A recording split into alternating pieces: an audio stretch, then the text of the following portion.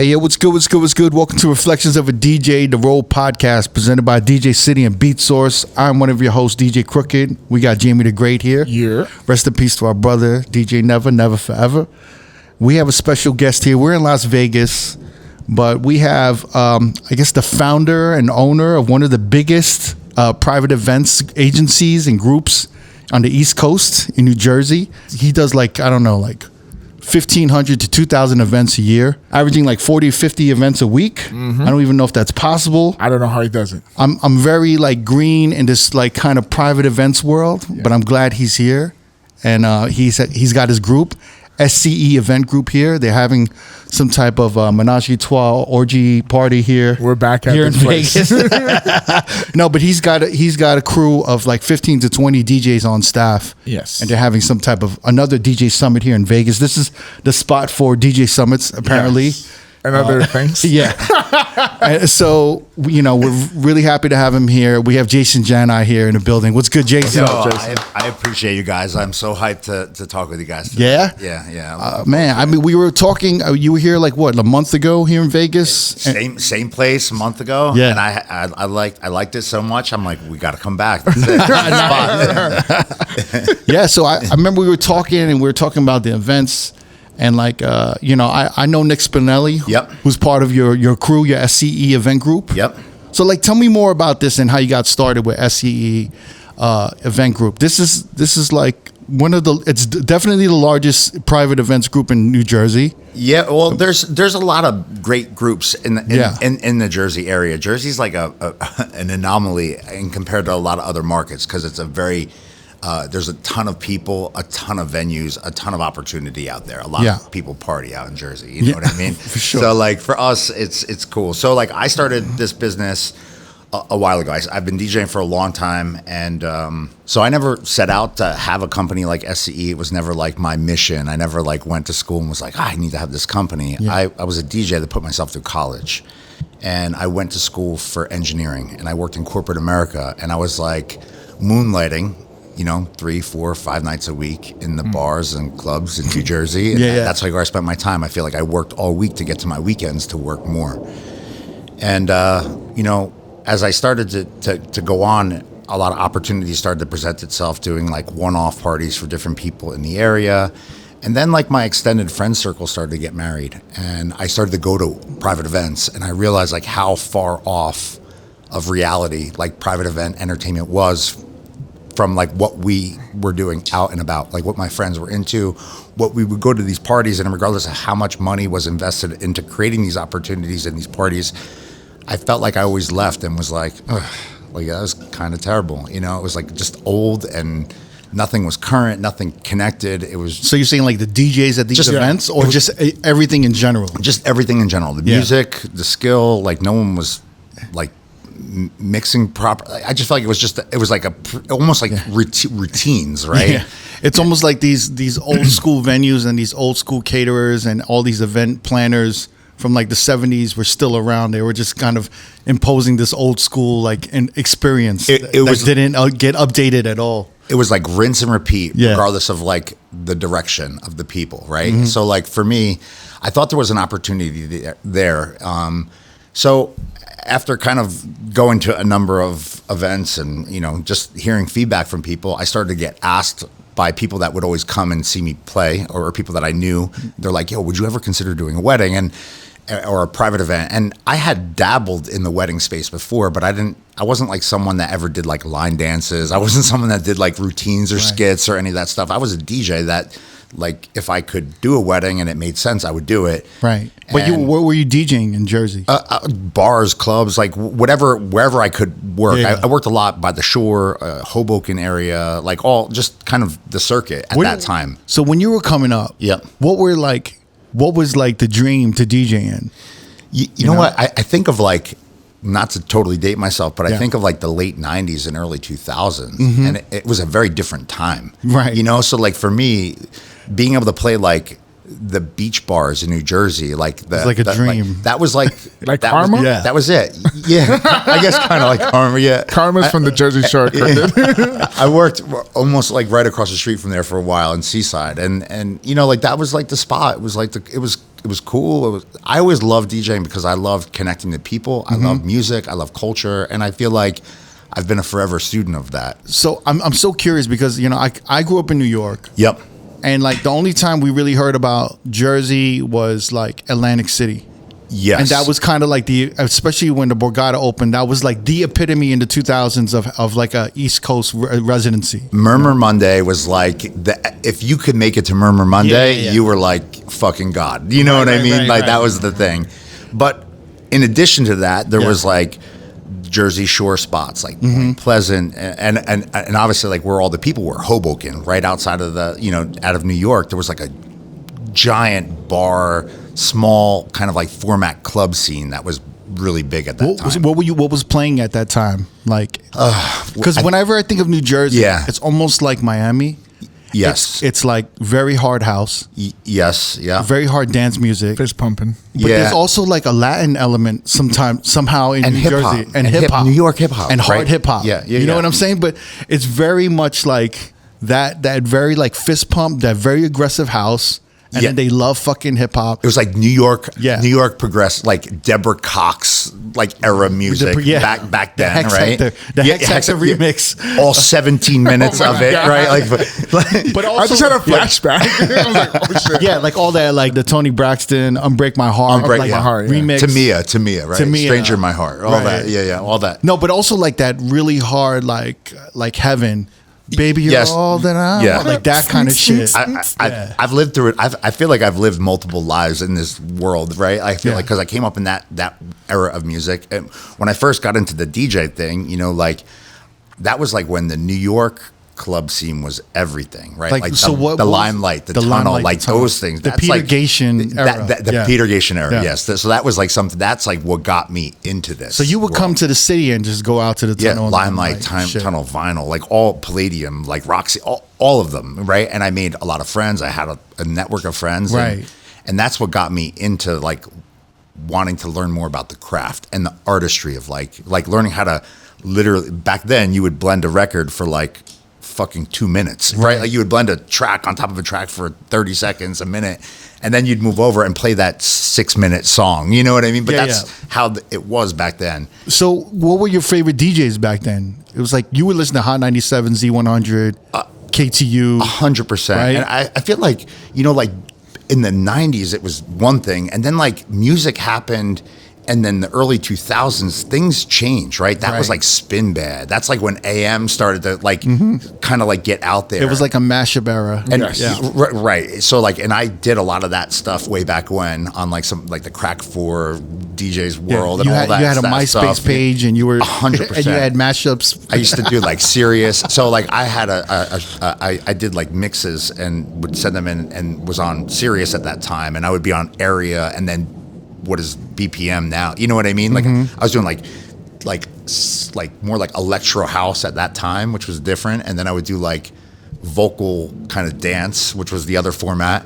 And then I was playing in the Jersey space, which was that. And then like you'd have to have like a together hip hop set. Like you would do like more like sets at that time. And then like I was doing a lot of like radio work in the early 2000s on like different FM stations, lunchtime mixes. And that's when like music started to change a little bit. And as we moved through that era and as the mashup era came and like that whole thing, like I think everything kind of like started to move in the direction of where I am now, right? Like that changed, the nightlife scene totally changed. All like the Peter Gation world kind of fell out, right? Like the Jersey Shore thing started to happen. And that was like more of like the fist pumping and all of that stuff. And the Atlantic City and even Philadelphia was like had a great scene at that time. Yeah. And then for me, like as I move into like 2005, 2006, I started like my life started to take shape and my daughter was born. And then I started to say like, started having to take shit seriously. Like, maybe not to DJ. So here I am, this dude who's like an engineer during the day. I worked for AT&T. I was like, had this legit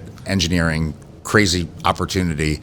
and then I'm working like all the time on You're DJing. DJing at night. Yo, roadies and roadies for life. You already know that we rock heavy with DJ City. It's our go-to record pool to download the latest music, edits, and remixes for our DJ sets. So now, Road listeners can join DJ City for only $10. $10? Only $10. That's almost 70% off the first month. Make sure you scan the QR code or click the link in the description or go to djcity.com/offer/road to jump on this great deal. I would go to like lunch at work during the day, and it'd be like, you know, like if you KTU or Z100, they'd be like, this Friday night, blah, blah, blah, Jason Jana, blah, blah, and people were like, I'm having supper with this guy. yeah, I wasn't like heavily tattooed at that time. I was like the khaki pants, polo shirt wearing, right? You know, Van Heusen, You look like the State engineer Farm guy. Yeah, like the State Farm. Yeah, I was like Jake from State Farm, and then you know, like I felt like at that time I was cool or what, I don't even know, but like whatever. I was all over the place, and I felt like I would go to work, then I would come home, and I would like on a Thursday or Friday, I would go to work. I'd be home by like 5:30. I would go to the gym for like 2 hours. Then I would drive an hour and a half almost to go to Hoboken. I would play from 10 o'clock to 3 a.m. And then I would come home and I would do it again. That was go to work. I would go again. I would literally be like a zombie. Literally something you can only do when you're young, though, right? I couldn't imagine it now. I feel like my schedule now is quite complex, but like going back then, I'm like, what was I thinking? Like we this were is all so doing bad. that though. Like I would drive 90s, home and be right? like, like drifting lanes. Like, what am I doing? You know, like crazy. And so wait, what were you playing like at this time? You were like, it feels like you were kind of coming up more as a dance in the dance scene. Yeah, I was right? definitely more in the dance scene. I was more on like the club side. Like I feel like big records at like that 2003, 4, 5, like Tamperer, right? Remember like that World Feel It, Hold like On. stuff like World, like that, like the almost like the before like the Avicii, Calvin Harris era, right? Like it was like all of like the. It was big when room records. It was when house started like infiltrating, like kind of in a more like mainstream culture, mainstream. right? a It was little like, bit of a mainstream. Like the Bob Sinclair really turned it around. Yes. Yep. Yes. With Love Generation. Love Generation. That, All like, of yes. Love Generation changed a lot of shit. Yeah. It almost kind of like that's when you started getting like house and hip hop rooms together a little bit, like because hip hop was so big. But then like hip hop started accepting some of the house music as well. Yep. So I remember in the early 2000s, I was one of the only like DJs that was playing hip hop and house together. And I was putting other house DJs out of work because normally it would have been split. I don't know like how it was in Jersey. That's right. One of the spots that we turned around when I was working. We did that format. Right. And it was, I mean, we got the first night I was there, I think we had 50 people through the door. And then we were doing like, after like I think it was like 4 or 5 months, we were turning like 1,500 people through Right. like Just all the mixing security mixing the two genres together. before right? they would open up. They would everyone would come in and do this like power hour thing where we were playing like, it's like full throttle at like 9:30. You know what I mean? And people were just coming there before they even went to work, right? Like and then we kept that vibe until like the end of the night, and it was like the spot. I played there for like 5 or 6 years, like, and that was like where I really put a lot of time into the craft, right, and learning how to play hip hop and learning how to play, like just play to a room and to be able to adjust. And Right. I feel like a lot of people weren't doing that. And then another like break point, I think, of opportunity for me was like we started to get pitched into like the Jersey Shore almost like club scene, and at that time bands were so big at like the Jersey Shore. They would have these like crazy cover bands, and then like the cover band would go off and they would just play like satellite radio in the background. So like you'd have this place with like 2,000 people in it, and there's no one playing for like a half hour. So like the bars would just get crushed. And long story short, we had someone that would help us with like bookings and kind of like management. And she pitched us to a space that took us on. And then we started doing that mixed format, like, oh, there's gonna be a band, then we're gonna bring a good DJ in here for a half hour and they're gonna like rip, and then it was like, and then maybe the one set would be hip hop, maybe the one set would be dance, maybe it would be both. And like people weren't doing that at that time. And that became like a big opportunity and then put us in front of other people in different ways. You know what I mean? It's funny because in the 90s, I feel like it was more, the music was segregated. Like there were a house room and there was a hip hop room. And then in the 2000s, It's mixed. it started getting mixed because the house DJ started coming to the hip hop guys like, yo, I need some of those records. Yeah. And then the hip hop DJs started going to the house guys like, yo, I need some of those records. But that And, happened like, with everyone- dancehall DJs as well, right? Like dancehall DJs was Dancehall- like, I need the hip hop, and then they needed the. There was like a Dancehall has trade-off. been integrated with hip hop in the East Coast in New York early on, since like the late '80s, early '90s. Sorry, there's no Caribbean culture in LA. I mean that's like Salam Remy's from the '80s, and you started hearing like hip hop remixes of dancehall shit in the '80s, like Shabba Ranks is '80s Yeah. and like early '90s. So that was like embedded way before. But like the '90s to 2000s is really kind of when house DJs and hip hop DJs started being like, oh, we're playing both things, and And there was a shit, lot yeah. of really good DJs doing it, right? Yeah. Like, I mean, I remember I would go to this place called the Aztec in Seaside, and Scissorhands always played there. And like Riz would come in, and like we would go and watch and just listen to them play different record. Like, you know, they play reggae and hip hop, and like he was nasty. Like Riz is amazing. Riz yeah. just so good. And then there was a whole vibe in Jersey that started to bring big names into, like, I'm thinking back to this is like I feel like I'm digging in the crate, like in my mind right Yeah, here. yeah. And there was like these like this like family owned a bunch of venues, and there was this place called Deco Lounge, and they would bring Deco's was huge. Wasn't Yeah. that a Clutch? DJ Clutch, right? Shout to Clutch, right? Shout to, he's such a good dude. Still to this day, he's a nasty Amazing but DJ. He would play, and like I would always just go and like I would like study him, because he was just still to this day. He made insane. a huge name for himself at that spot, at that club, and so much that he actually earned a residency in Vegas at one point Yep. in the late 2000s. And he's still at it hard. Like he Yeah. plays Jersey, like the Jersey AC scene. I just saw he was in HQ and Yeah, I filled think the he's still room, killing and it. like he's doing edits on different platforms now. I mean, Yeah. he's got a lot going on, you know. Deco Lounge is the one that AM used to do, right? AM used to do it. They would bring in like Jonathan Peters and AM. Like it was like, but that was the world at that time. Yeah. You know what I mean? Like it was like two different worlds. And we used to go there and hang out every Thursday. That was like I had this like pocket of time where I wasn't working on a Thursday. We would go Thursday, like religious there. And Clutch was always there. Unique, shout out to Unique. I don't know if you guys know him. John Fields, another amazing DJ. Were you cool with Clutch? Yeah. Oh, I've always been cool with him. Why weren't you in the club scene as much? You know, for me, it was, I think like things were, spaces were, I don't want to say they were, it was just different. Like they had like the people they went to, and it was like just that. You know, so like the people that own some of these venues Yeah. would have me do their private events. Okay. And they'd be like, yo, you can, love to put you on and play here. But like it never came together. You know what I mean? So for me, like, I don't know. I always just kind of like moved around. I evolved with where I was at that time and what the opportunities were. And, you know, But you never felt like, oh shit, like I wish I want to do one of these clubs one day or anything like that. I tried. I tried. It just didn't happen. You know, When you look at it now, what do you think it was? You know, do you think it was the gatekeeping a little bit? I think a little bit of that. I also think like I probably could have been better at being like, you know, like what are my superpowers? How can I bring this to the table? Like coming to the table with like an offer or like an idea, and not just being like, yo, put me on kind of thing. You know, Right. like that was like the young Jason then. I feel like I could be here. You know what I Right. mean? And people say I could be here, but like I wasn't coming to the table like trying to do any heavy lifting for people. You know what I mean? And I feel like at that time, those were like teams, and there wasn't like an abundance of people doing it. There was a small circle.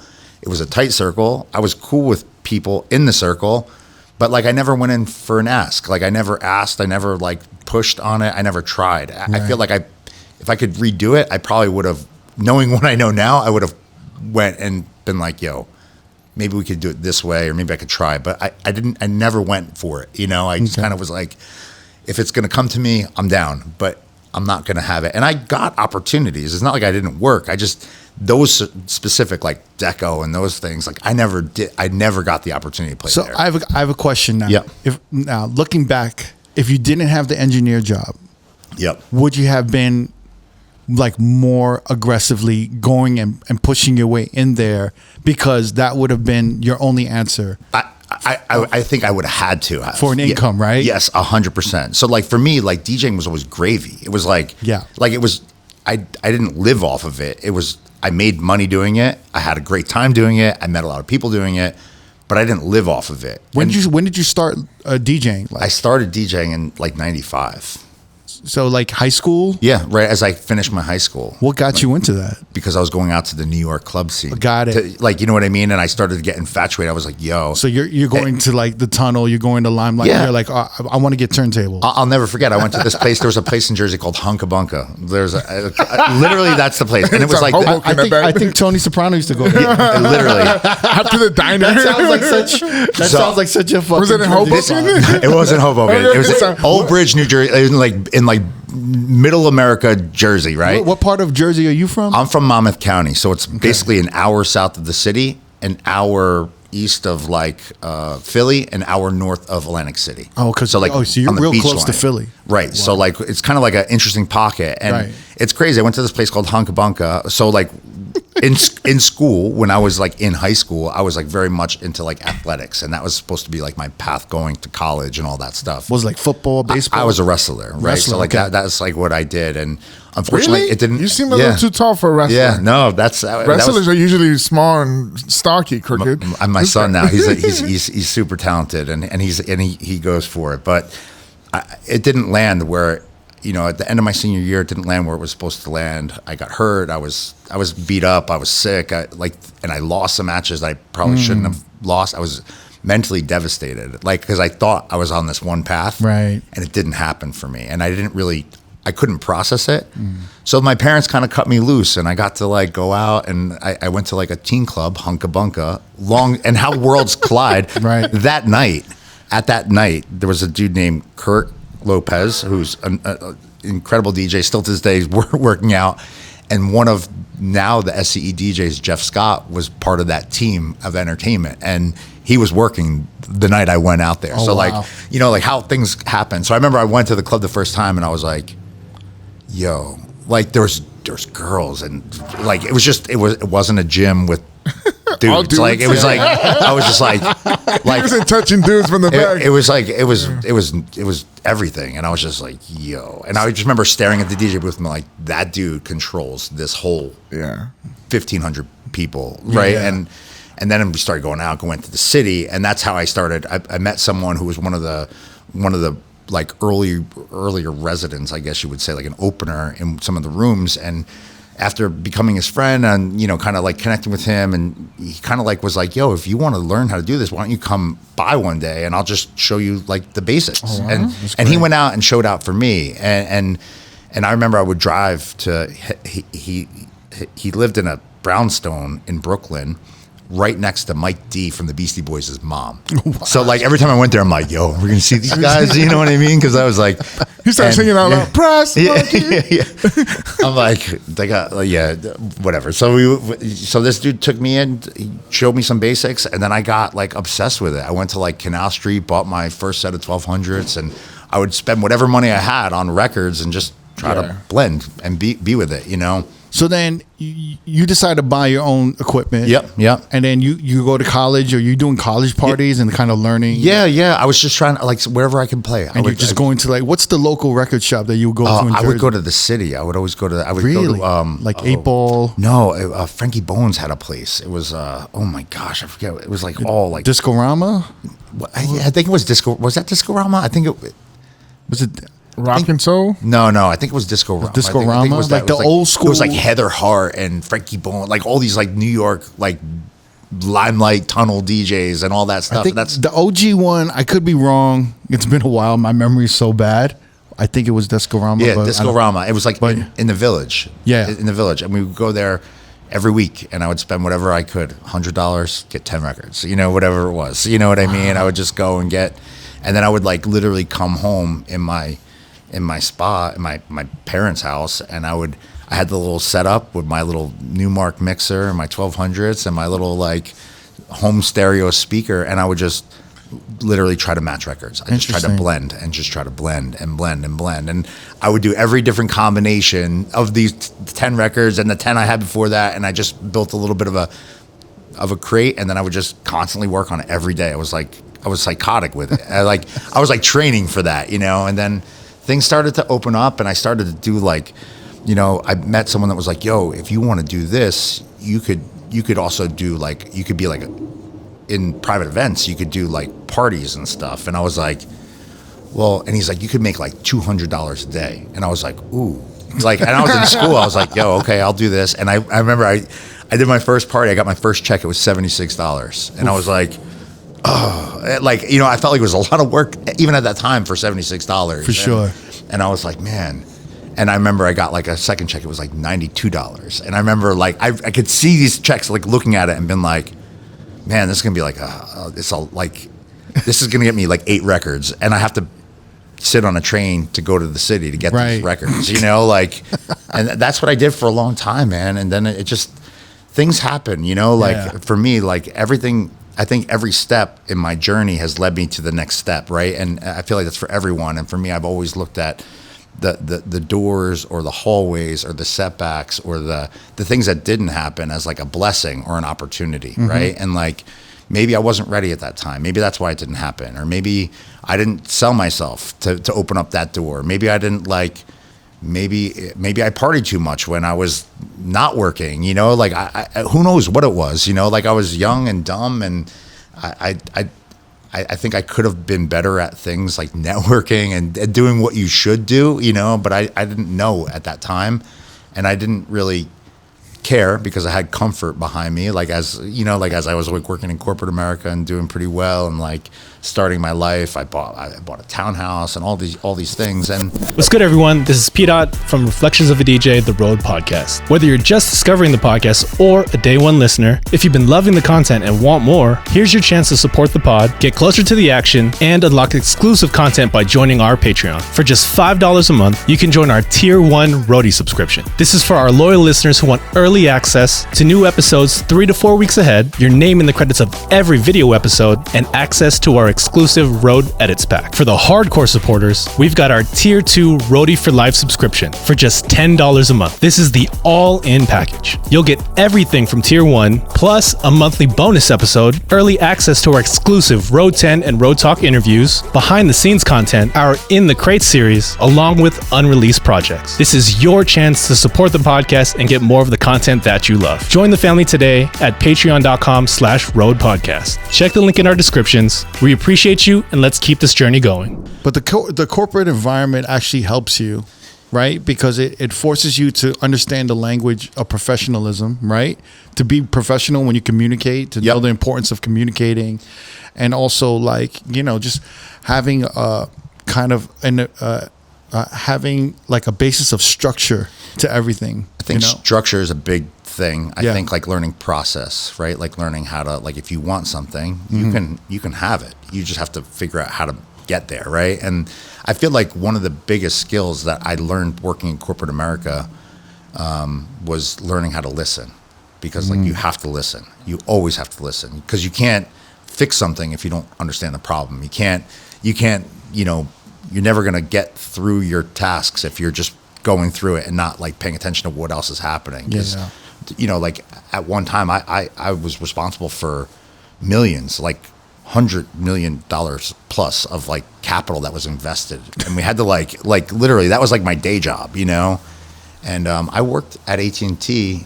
I worked in corporate America for like almost 12 years before I left and started now SCE. And I didn't just like cut the cord and like start from the ground. I built SCE kind of like in the shadows along the way. Well, let's talk about that. So you're an engineer. Yep. You're doing some bars in Jersey Shore and scattered clubs in the city. Yep. You're incorporating this new like kind of live band DJ kind of dynamic. Yep.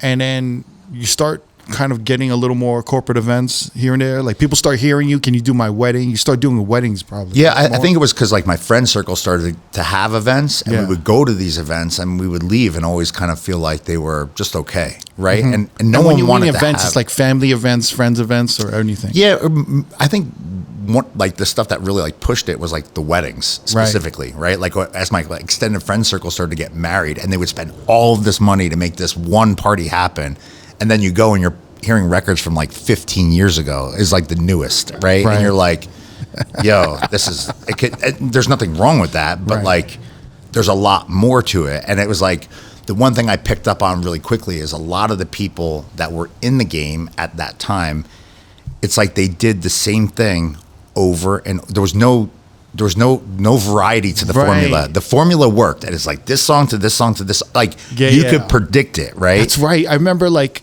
wedding DJs before like maybe 2000s or 2010s. Yeah, I would say like 2005, like earlier was like very like. No, it was almost like a planned set list, and they played the same fucking songs 100% before dinner, after dinner, you know, and then the only time it changed was maybe like the first dance with I'll tell you, this is like the formula for SCE was really simple. Like I approached private events as if I was going to the club or the bar.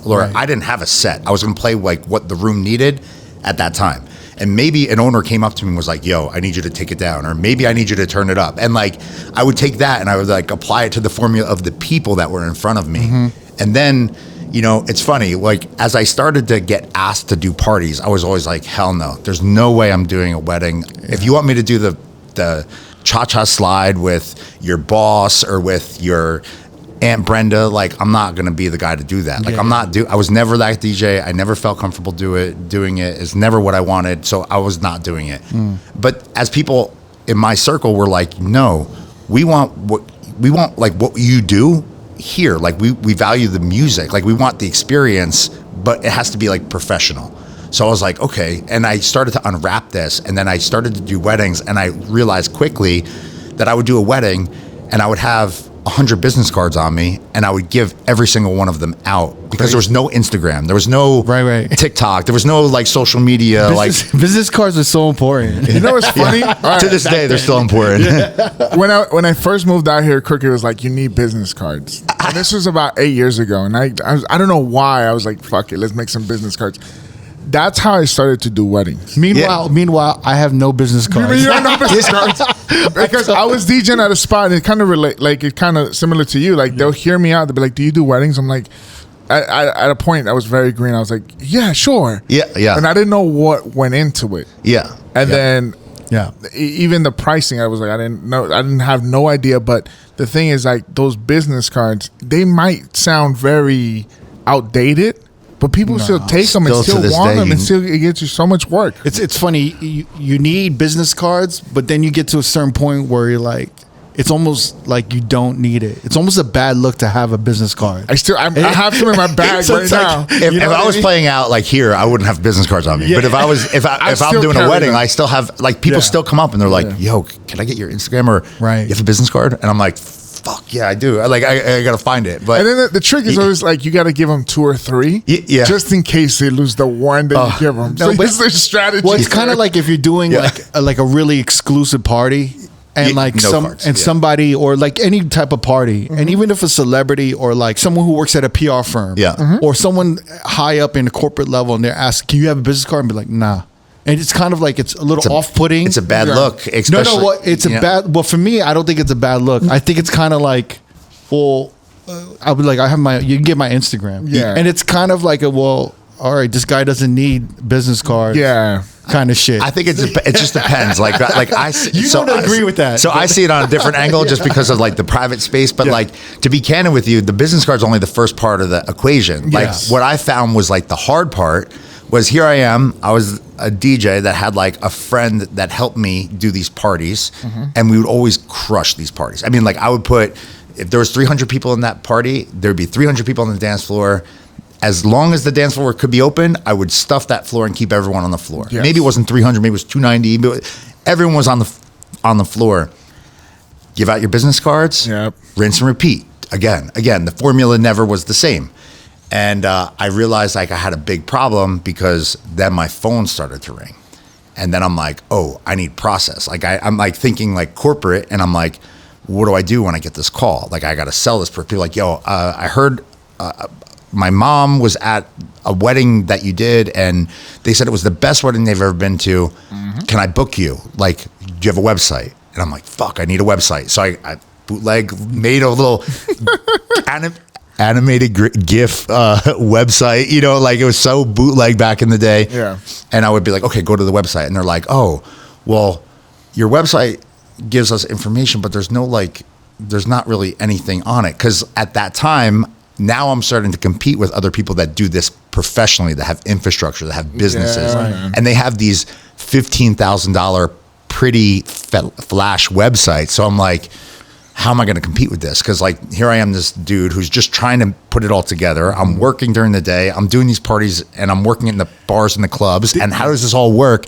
And I got the idea driving home one day from my day job. I was like, what if I heard about this new platform? It's called YouTube. And I'm like, if I can like just record what I do, I could maybe upload my recording. I can put it up on this new platform. And then I could send people to this platform to watch an example of what it is.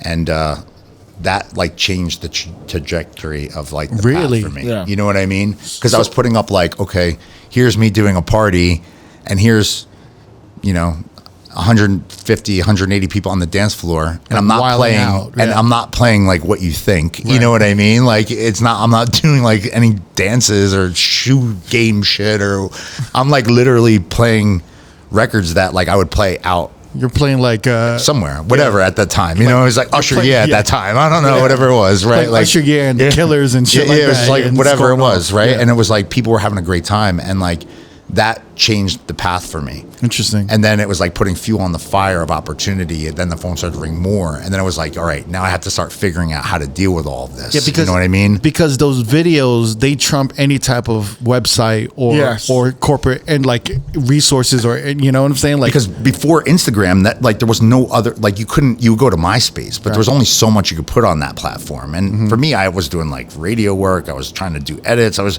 trying to do all these different things. I was wearing a lot of different hats, but YouTube allowed me to share what it was that I was doing at that time. So like you could literally see a snip of like someone's actual real event. And I was doing like Unbroken at like, we were watching them last night from like 16, 17 years ago because they're still up on I got to YouTube. find those to put Yo.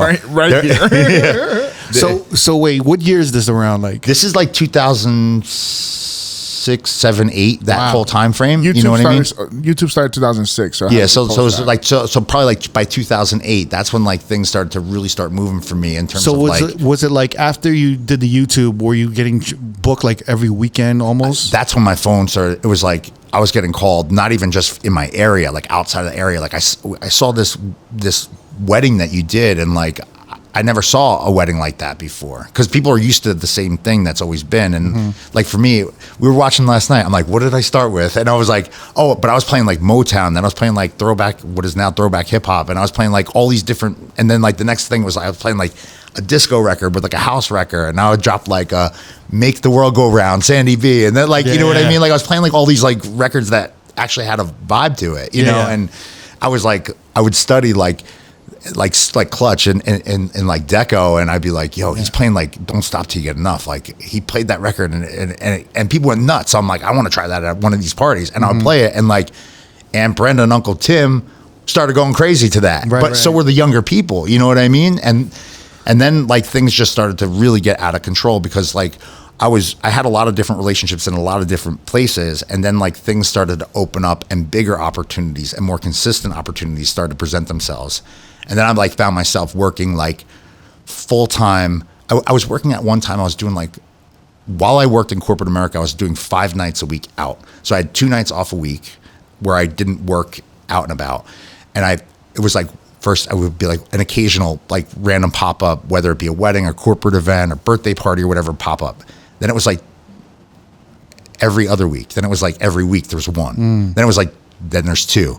Then this one weekend I have 3, and I'm like, now I'm looking at the end, I'm looking at like what's in my bank account, and I'm like, wait, I just made like so much more for this, and I'm like, you know, the clubs, I don't remember what I was getting paid in the clubs but it was like a lot less, you know. And I remember I was working in Hoboken, and this group of girls would always come out to see me, and the one girl was like, I have a party that I'm planning with my company, and I'm like, if you want me to do like the electric slide with your boss, like I can't do that. She's like, I want you to do what you do here. There, you just might have to wear a jacket. And I'm like, and she's like, and I could pay you this. And it was like, I think it was like $3,000 or something. I mean, it was like crazy It's a money lot. that time. It was That's like a lot. it was like 10 times what I was making that night. You know what I mean? And I was like, oh, I can do that. Yeah. I'll I was play like, the electric slide. I was like, oh, I'm down, and that one event like literally changed my life. You know what I mean? And it was like it like opened up one event became another referral, which became another referral, which, and then like I started to apply the formula to like the wedding space. I started to apply the formula, like it was working everywhere at that time because no one was doing it.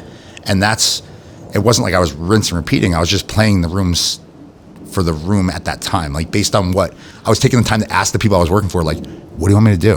Like, what are you into? Like, let me hear what you have going on. And then I would build my nights around them as opposed to like fitting them into like what I just know worked all the time. You know what I mean? Right. Like you had your records that were like staples, but like it was just a different time. And you were bringing club sensibilities and reading a room to like, you know, I guess the private event space where it didn't experience that at all at that time. It was very foreign. It was just a very different time, you know, and I look at it now and it's like I could never build what I have now today. Like if I had to go back and do it, so? Well, I don't know. It would just be a different, you know, like the stars aligned and I was willing to do the work and I was willing to take the chances and I was willing to like put it all on the line. Like I was willing to like go for that opportunity. That was the difference, right? With the private event stuff, I was like, yo, I'll do that part. Like I wouldn't even like think about it. I was like, yes, I'll do it. I'll do it. I'll do it. I'll do it. Yes, I want to do your wedding. Yes, I'll do that. I'll drive there. I don't care. Like, you know what? It was like, I'm never going to say no. I'm just going to, because I started to get respect from a lot of other DJs at that time that I didn't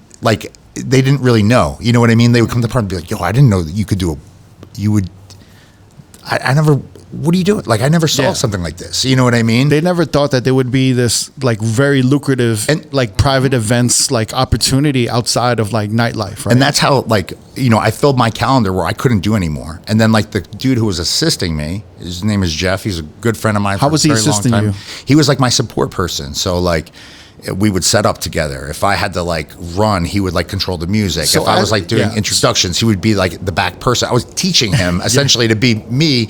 He would work with me, right? And then like, so you're like building all this equipment too as you go, amassing this like a storage unit. Oh, I need a bigger unit. I got this stuff. I'm like, well, your first party, were you renting sound and everything? Or? I think I don't remember my first. I don't even remember what I did for the first party. It was probably, thinking back to that is probably so terrible. Like now, if I was to like go back, I would. I don't know if I could even watch that. But like, you know, like I didn't. I pulled it together. I borrowed stuff from people and like we made it work. And things have evolved. I mean, now I have a warehouse full of stuff. That's like crazy, you know. But like, I look at this whole step, you know, like all of these chances, all these opportunities, putting the content out there, doing all of these things, led others to see what I was doing. That were other DJs that I had respect, I had admiration for, like people that I went to go listen to. And then they were like reaching out to me like, yo, if you ever need help, I'd love to like help you out. That's how even SCE became a thing. Right. It was never meant to be a company. Like I never built it to be a company. It was just me doing parties. I got so busy. I had excess events I was giving to my support person. Now he's doing parties and now he's really busy. And it was like, yo, I need more help. And I was like telling more people no than I was telling yes. And then I did that for a long time. And then I like realized like, okay, like maybe there's something more to this, because like in the club world, I would pass my club events to like other people that I knew and they would benefit from it. So I'm like, maybe I should start doing this for the private events. And then people started to gravitate into my space. Tony T, Jeff Scott, still with me to this day, was like, yo, if you ever need help, I love what you're doing. I'd love to be part of, if you ever need help on a party, I'd be down to help. And I'm like, you want to come work with, like, you've been doing this way, like you guys have your stuff together. I'm this like new kid doing it. I think I think it's okay, but it's not what everyone else is doing. And then long story short, they started to become more in my space more frequently. And then like they came on over and moved over to SCE. And we were like on this like upward kind of like trend for a long time. Where when did you launch SCE? I launched it in May of 2009. Okay. And then I left my full-time job in 2011. So I from 2008 to like 2011, it was being built kind of like in the background of my life. Yeah. You know what I mean? And we were working a ton, like just trying to build a website, do this, do all the things that as social media, as culture changed, we were adapting with like what was happening in the world, right? Like, did you realize that you just had to like start your own company, or did you speak to somebody and they were just and then also at the same time, were these like, you know, your competitors, these OGs in the game, were they getting pissed at you? Or a lot of people got mad at me when I was doing videos on YouTube because they're like, yo, you're giving away your secrets. And I'm like, what's my secret? My secret is for that party. Like, I'm not going to do this again. But everyone at that time did the same thing. So like people were getting mad, like, yo, now I'm going to have to put my video up on there to compete with this guy who doesn't even have a website. And we have this beautiful website. And like, I was like doing things differently. You know what I mean? And then, yeah, I guess people were a little salty at first, but you know, like I always tried to be like never someone to take from someone. I was just like, yo, this is just another option for people. Like, I'm not trying to do what you do. Like, I don't want to do what you do. Like, this is what I do, you know? And if it works, it works. And like by a lot of care, a lot of hard work, I feel like I've spent my whole adult life inspiring people to like think bigger, to dream bigger, to not settle, to like inspire them to have an event they're going to be proud of and not like this, like, you know, tired, crusty, cringy old thing that everybody doesn't want anymore. You know what I mean? Yeah. And as like technology has evolved, the industry has evolved, sound equipment, audio equipment, lighting equipment evolved. And now all of a sudden I'm like doing these parties where I'm like bringing in all this like lighting that I would use in the club that I learned how to like program track spots and stuff that was like in some of the seaside clubs. I'm like, we're bringing these to the parties now. And I worked with another company. I worked with another company as like a quote unquote partner, but I wasn't a partner. I was just a DJ in their arsenal, you know? And to be honest with you, I think the reason why I even went to go do my own bookings is because I felt like people were being so shady with me, with finances. I was creating all these opportunities coming in. And then I felt like people were asking for me. There are people that I know that are coming to the table asking to book me. And then they were like shading them off to put it to guys that were like just starting off with the business, and I was available. So like I realized like, why were they doing that, do you think? It was just financials, right? Like it was the guy that I was kind of like working with was not always like on the whatever. Everything wasn't always on the up and up, you know what I mean? Like, so I found out there was a second system and all these like shady things were happening. And then for me, I was like, I never want to be in a situation where this is going to be my environment again. You know what I mean? So that I remember at the end of like that little journey, I was like, yo, I'm going to just do my own thing. I'm like, I'm not looking to have a company. I'm just going to book my own weddings. I'm going to book my own parties for people that want to work with me. I feel like I have a good network of people. I was on the radio. I was doing all these different things. I was playing in the clubs. I had all these relationships with people that were in that zone getting married. And I'm like, I want to be someone that they can book directly. And I'm going to keep my pricing the same. Like, I'm not going to change stuff. It's just going to be me. You're going to be dealing directly with me. Wow. And then the company started to happen because like, we were creating more opportunity than we could actually do. Sure. And then like things started to build out. And then it was like one at a time, we started to bring people into our space to help offset some of that stuff. And then like, they never really left, right? They're part of like the family now. And some of those people still work with me to this day, which is like a blessing. You know what I mean? So what happened in 2011? Was it like a burning point where you were just burnt out juggling, but you also felt a security where you're like, I could leave my engineering job and like, we could live off of this shit. I had a really good job. I had a really good opportunity, professional, you know, paid vacation, health benefits, 401k, like the whole thing, you know. My son was born, so my daughter was born in 2006. My son was born in 2009. And I was doing like radio work in my home little studio. I would do like mixes and send it into different FM stations. And I was doing these parties and I'm like, all I'm doing is working. I'm not even enjoying my life. Like all I'm doing is putting more on my Monday nights when I'm not working. I'm working on the business. I'm, you know, staying up till 2:30, 3 o'clock in the morning, and I'm just doing more for the business. And I'm like, something's got to give. So I got to this point where I'm like, yo, I got to figure this out. And it's never going to happen if I don't take a chance. And I was like, if I'm ever going to do it, now's going to be the time that I'm going to try to go for it. Nothing's going to ever happen if I don't take this chance. And I'm going to take it right now. And I literally, there was a thing that was happening in corporate America where they were offering buyouts for people. They were trying to like downsize a little bit. It was like a weird time, you know. Oh yeah, well it was the recession, right? And I was like 2008, 2009, yeah. Yeah, and I was like, you know, like we kind of went past that. So like 2010, I was like, you know, if I'm ever going to go for this now, like I'm not getting younger, I have to try now. If it's ever going to happen, I got to go for it. And I thought to myself, I was in this place where I wasn't enjoying my day job anymore. It was like really taxing on me. It was draining. And I felt like man, like one day, if something happened to me, like I never wanted to look back and be like, I'm the greatest thing that never was. I always think about that to this day. I never wanted to talk to my daughter and be like, yeah, I was a DJ, and her be like, yeah, okay, dad, like cool story. You know what I mean? Like I was like, I want to try to like make this happen. If I'm ever going to go for it, I'm going to go for it now. And a lot of opportunities were coming into my space that were like unlike what I knew anyone else were getting opportunities like that. And for me, I was like, let's try to do it. So I volunteered for like a downsized package. I'm like, I have a little bit of a cushion now, and I'm going to go full throttle, 7 days a week, 24 hours a day into this private event space. And whatever happens, I'm going to give it a year. And if I can get through a year, even if I go back to corporate America, at least I had that experience of life. And I was like, I'll have more time. I'm going to be able to like be a regular person during the day or at night. Maybe I can turn my computer off. I can be a good, partner to my wife at that time. I was like, let me just be a good dad. Let me just live a life, and I can actually have some balance.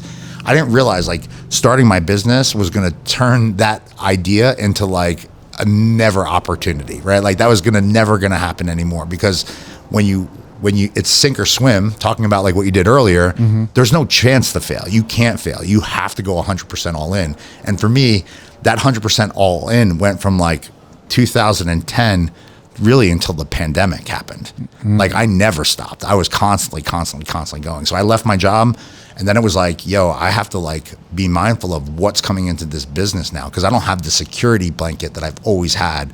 And I'm like, I remember there was times where like we would do so much work for SE, but I was trying to build the business. I was trying to get equipment. I was trying to do this. I was trying to do that. I'm like, I'm paying everyone else all the money that I promised them. And at the end of the day, I don't have there's nothing left for me. I'm like literally like That's tough. Ramen noodle eating guy. You know what I mean? Like peanut butter and jelly. I'm like, I can't do this to my kids. Like I gotta do better, And people don't realize that too. Like in starting a business, especially like, and maybe even some of the staff. I remember when I had a clothing boutique, we'd be hitting like crazy numbers. Like we'd be doing like 300,000, 400,000 in 1 month. And they're thinking like, oh, but you guys aren't giving us bonuses or paying us out. And I'm like, well, we had to pay for like $250,000 in clothes, and like there's rent and all of this shit that goes into everything. Everyone sees that like iceberg picture. Think of that iceberg picture. They see that little top, and they're like, yo, that's it. I want that. Everyone wants it, but like what I've learned over time is like very few people are willing to do the work when like there's no light on. There's no when your time in the shadows. That's like that's your make or break. Like I learned how to be a good DJ because I worked in places that weren't the best places. Like, and I was forced to like figure it out, like I put my time in to do that. And it was the same recipe for business part of this, I just had like this corporate side of me now. I had the education behind me. I put myself through school. I did my bachelor's program. I worked on my graduate degree, all while I was a DJ, all while I had a full-time job, all while I started a family. Like my life was busy, and for me, failure was never an option. Like when I left, I was like, I wanted to succeed more than I wanted to freaking drink water. Like I wanted it more than air. There was no chance I was going to fail. The first couple of years when you were doing it full time, you're doing SCE full time. And what does SCE stand for? So SCE really legally stands for nothing. My original company, it's SCE Event Group. How we got SCE is at one point the company we thought it was Softcore Entertainment. Softcore, yeah. And this beautiful place where you brought us, I was like, you must know this place like the back of his hand. You just needed something that sounded professional. Yeah. There's a couple of things that happened for me. So so SCE came about. My company was called Sound Connection Entertainment. Okay. There was other people that were using that name. Sound Connection, really? Sound Connection. There was a band. There was another DJ company, and I felt like I was starting to do events for a lot of celebrity people. So like there was confusion. People were calling this company in a different state, thinking it was us, and there was whatever. Who's the celebrity people you were doing? At that time, so like, let me think about this. So like, part of my story, I think I'm going to get into this. Okay. I think so like, I was doing like a lot of parties that were not extended to a lot of people, and I was like, Sound Connection. If you go on YouTube, you can still find Sound Connection Entertainment stuff. Jason Down, Sound Connection Entertainment, like whatever. And I was doing a number of different events, and we supported the Watch the Throne tour. So I was shit. with Kanye and That's a Jay-Z little on tour. that tour. Yeah. So that's where I was in 2011, right? And I did 62 events with him, all over the world. So wait, And we were doing like his hospitality stuff. No, so like he didn't. They were throwing like after parties, I think, in the back. That's like when he met Kim, all that stuff. Yeah, that like, was the after parties in the back. I remember those. Wait, so if you how did you in get LA? We were in. I spent 2 weeks in LA with them right before Christmas in 2000. I think they had like 4 shows there. Some crazy number like that. I remember they did Paris in LA specifically. 16 times. Yeah, 16 times. 14 times, 17 times, Yeah. and 10 times. Like it's crazy. like back to back I to think I back. went to night 1. It was at the Staples Center. Yeah, I was there. Wait, how did you get that contact? So I had done a number of different things in a number of different places, and how all the worlds kind of like blend. You know, like I worked in radio, I did this, I did that, and I think the opportunity first presented itself when they came to the IZOD Center in New Jersey, and Kanye wasn't happy with like what was going on in his hospitality suite. He's like, I need something different, need something cool. And his touring manager at the time reached out to my office and was like, we want to hire you guys to help with whatever. I want to do like a photo booth, want to just whatever. Was that Don C? No. Don was with Kanye at that Don time. was- Yes, okay. 100% with him, because like he was who managed him. And actually, I worked for Kanye's side. Like even though he's with Jay, like that's who hired us. Okay. And it was like the touring company, good touring, good music was Good like music, his stuff. So like I was doing all this stuff with them, and they called on a Saturday, and I was like, I have a wedding, and we can't help. So long story short, they added a second show on Sunday, and they called back, and they were like, can you help us with a photo booth or whatever? I'm like, yes. Whatever you need. So like, they needed like a private events group that could provide sound, whatever they needed in and that hospital. anything, I don't think they knew what they needed at that time. Got you know it. what I'm saying? So like it was first really just like the photo booth stuff, and like we went there. He had a great time in the photo booth, and like that day there was like a bunch of people there in the back suite. Victoria's Secret. I have pictures of it still to this day. So as you're building like SCE, Yeah, and not I'm like- only is it a DJ service, but you're providing lights, sound, we're doing- photo booth, like the whole private event Experience. experience. For the right people, I would do anything, because I was just looking at. I'm looking at. I'm like, yo, this is opportunity here. I'm like, Right.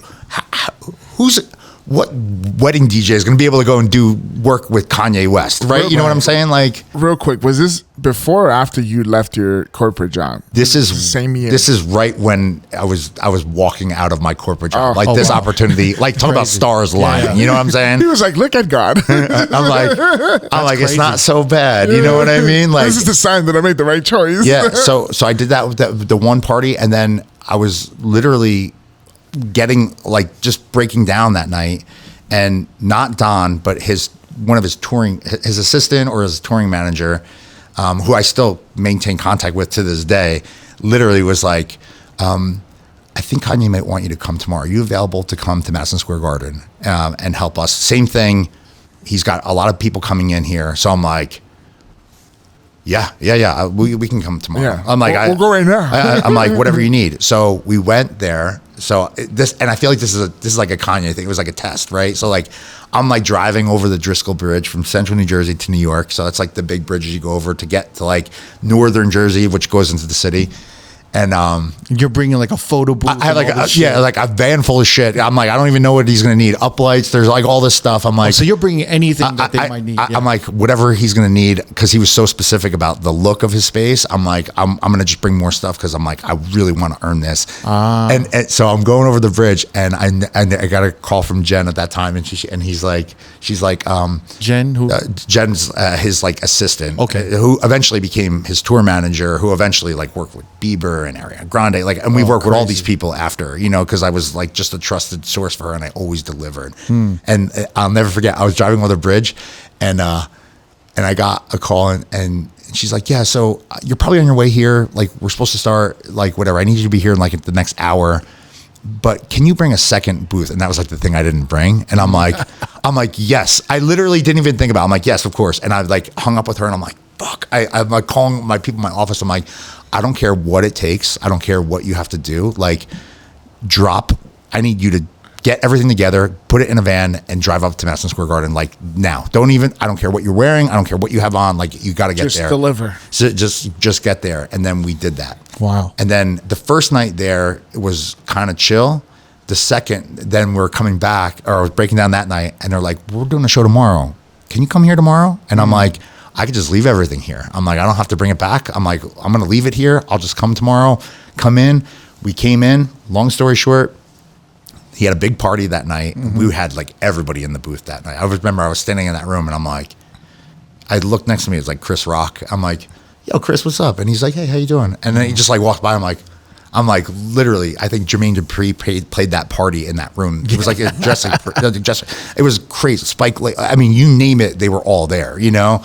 It was just a room full of like New York music, film, arts, and athletic royalty in that room. Crazy. It was crazy, right? And I remember I was just sitting there. I was like, yo, this is another level. So that party ended.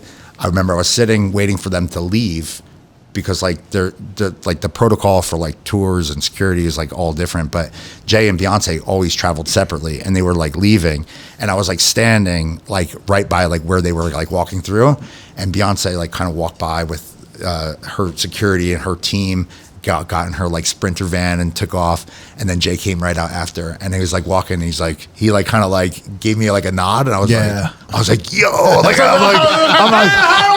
I'm like, and that's like one of my favorite of all time. I'm like, that's fucking it. Like I made the right move. Like my life's not going to be a train wreck. My parents like literally were like, they at this point they're like, you devastated us. Like you broke our, you know, like what are you doing? This is never going to work. Like everyone I knew was like, this is the worst idea you could have. But Jay say I'm good. I mean, he gave me that little like this. Hold on, said I'm great. He's like, he gave me the little this. I was like, yo, and I'm like, to the kid Jeff that worked with me, I'm like, yo, did you see that? Did you see that? Did you see that? Like he like nodded us. He's like, I saw, bro. Like the fuck, you know? And I'm like, okay. So then they left, and then I left. I went home. They did like a bunch of other shows.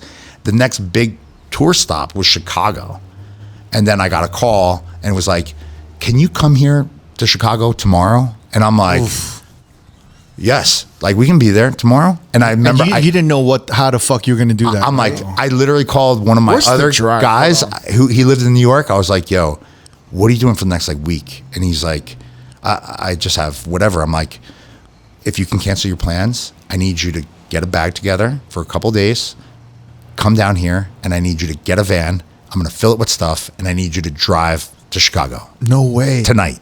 How long was that drive? It was like a 16-hour drive or checking it 20-hour right drive. now. It was a long drive, but he literally within an hour was in my office, packed a van. I gave him my credit card. I gave him like $1,000 of cash, whatever I had in cash. I'm like, take this money. I'm like, whatever you need, get. I'm like, when you can't drive, pull over. Like, just get there tomorrow. That's insane. And then I flew there because I had other stuff going on. So I had to like tie up the business. I flew there. We did that whole week in Chicago United Center.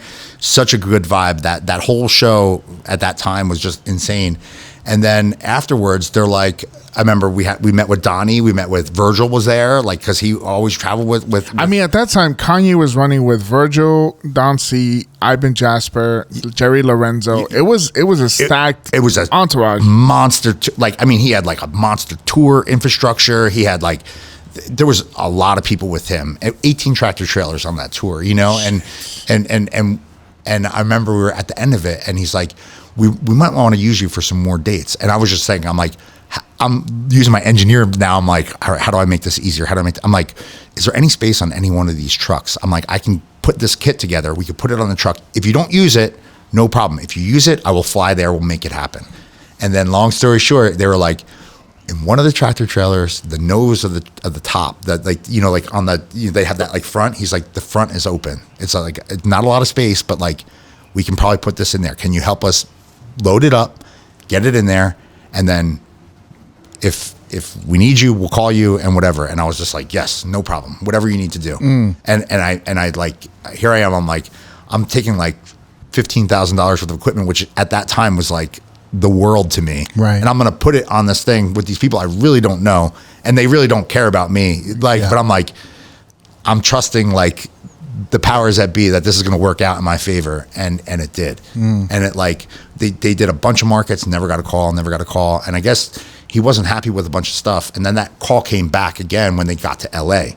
And I ended up going there for I went there for 2 weeks at that time or something. Like we were there for, he did 5 nights in a row. It was December. I'll never forget. Yeah, of 2011. I remember I was like, yo, am I going to get home for Christmas? Literally, that's what I thought. It was 19, 20, 21, I think some of those days. Yo, they were so cool with me. They shot the Paris video there. Yeah. And I remember they're like, okay, we need you.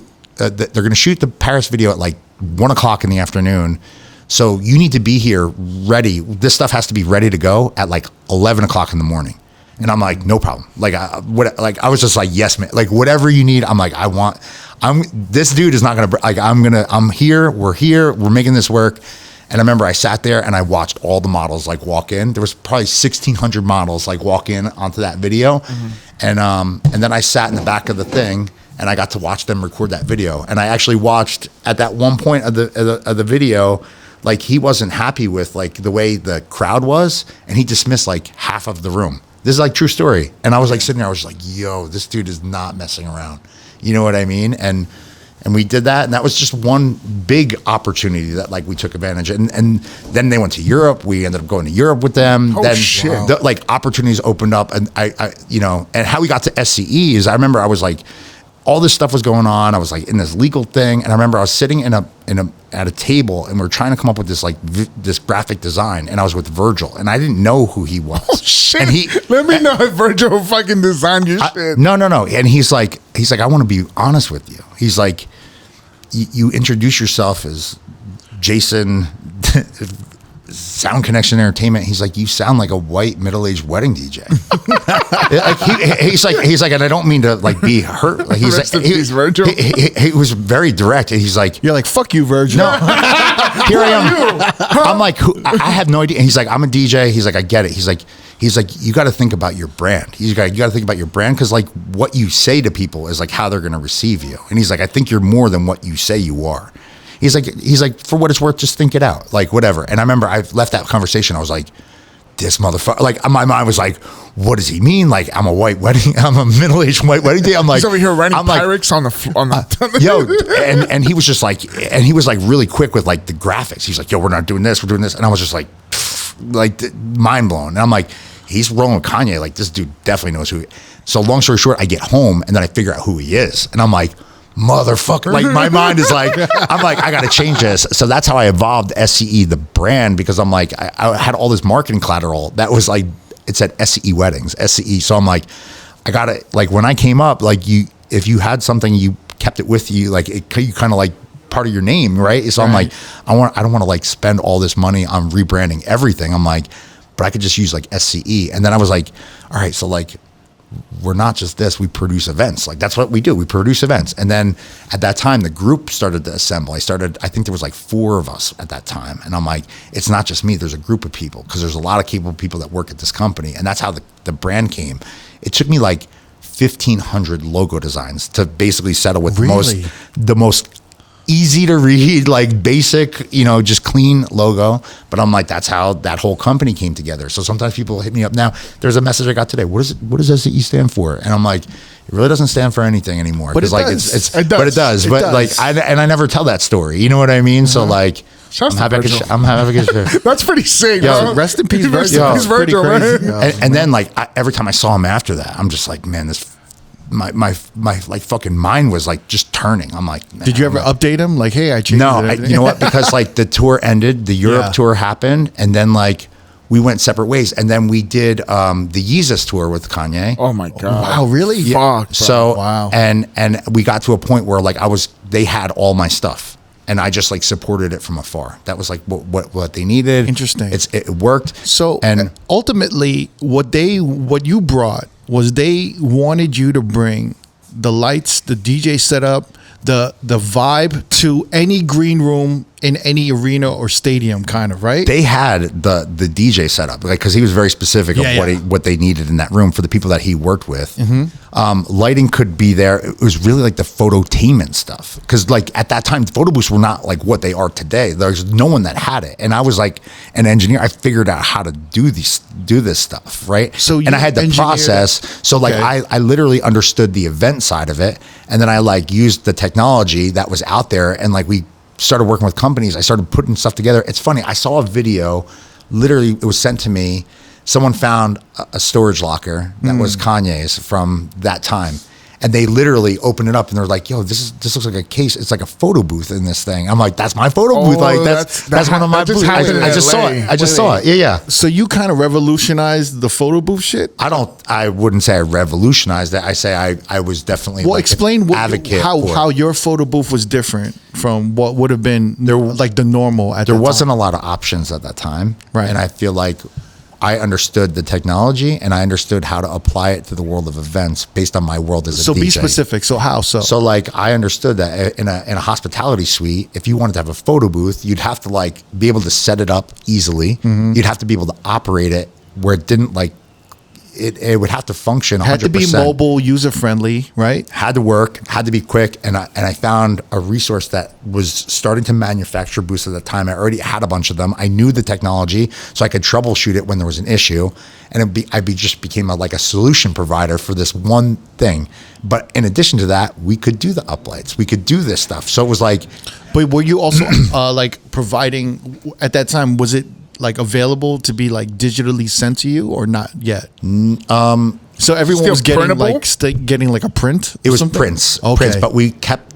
There was like hard copies in digital format, which is crazy because like that opportunity, and we met so many people on that tour. I mean, like I would be in LA, and I remember I walked into the suite before one of the nights it ended. I walked in, and it's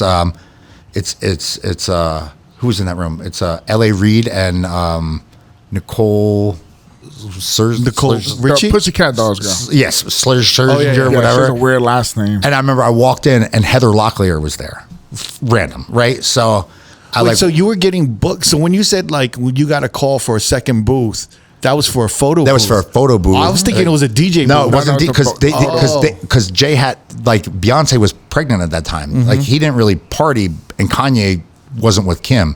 And in LA, that's when he and Kim hooked up. I was right there. Like He made the introduction, bro. I'm just So saying. you were DJing at all? I have pictures of them in my photo booth Yeah. the night they hooked up, like that day. That's you know what I crazy. mean?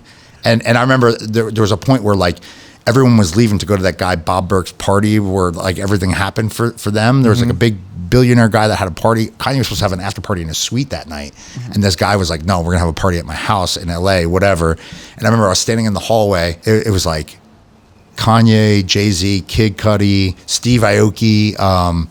It was just like this weird Conglomerate. world. Justin Bieber. I think Aziz Ansari was around at that time. It was Justin Bieber. It was like all the Kardashian crew, Kim, Beyonce, like Chloe, like all their security, their mom, like, and I'm standing. I put my back against the wall, and I was just like, what the, like, yo, this is happened. Like these people, the collective reach of this world is like everything. And I was like, yo, this is like another. So were you DJing like kind of opening? I didn't do anything. I didn't play Oh, music on okay. that part. It was like we were there. As So like you were just there for your photo booths? Yeah. Oh, shit. And to support the hospitality side of like his suite. That was like what it was, right? That's how they looked. What at does it. that It was mean? like What's the hospitality Because side? he would have these like VIP.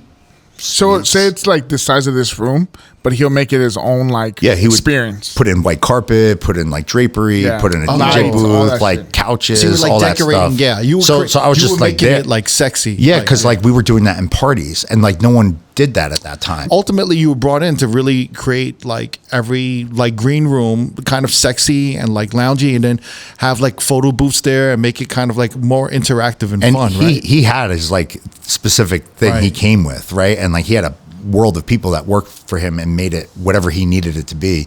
We were just there to support that one part of it, right? Right. And like along the way, I started to build relationships, started to meet people. But it's so Then crazy that they even, it seems like such a small part of it, but It's so crazy because like, but they were flying you to Europe and Chicago and LA for that shit. and then the touring world, it was other people. Like Ariana Grande went on tour. She went on the honeymoon tour. She's like, I want to do a photo booth for my meet and greet with my people.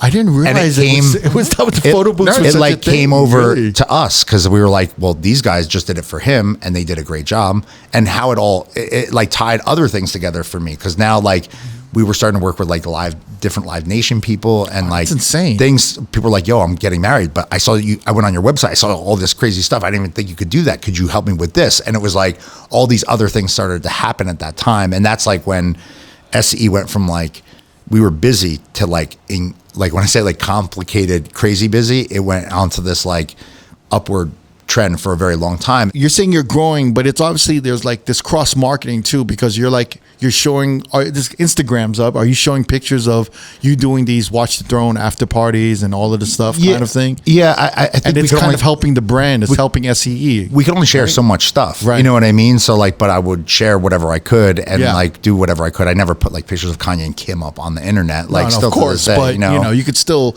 show your setups and what you would do. We might have had a picture that up in our office. If you came into my office, it's pretty boss to have that. Like there was a lot of people that we became, connected to, and then like opportunities. Like I still to this day, I think people do business with who they can trust and who makes their life easy and who they like. Right. So like I was never someone that said like, oh, I can't do that. Where some people would be like, yeah, there's no way. How could I get from Jersey to Chicago in 20 hours? And were you getting compensated very well? Very well. Yeah. Wow. Yeah. Because you saw his face. It would be very well. Yeah. Well, it's crazy because like you cornered a market, right? Yeah. There was at that time. No one could do it at that time. No one could do it at that time. So it was like I provided a solution, and like I stepped up and I took the risk. Like I mean, I took a lot of risks to make it happen. insane. You know what I mean? $15,000 of your shit up. Yeah. I would have never thought a photo booth open up in the early 2010s would have been so important that it would have needed to get flown. Like there would have been this business that changed. So that really kind of changed. So like part of SCE to this day, how it relates to my world now, like I have SCE Event Group. One of the divisions of SCE is Snapshot Photo Booths, which is just our photo booth line. Really? And we still do events, like crazy events. So if I was to look at SCE now, right? Yeah. Or let's look at SCE now, and then let's look at it maybe around that time. Yep. SCE now, if you were going to break the percentages of where revenue comes from, Yep.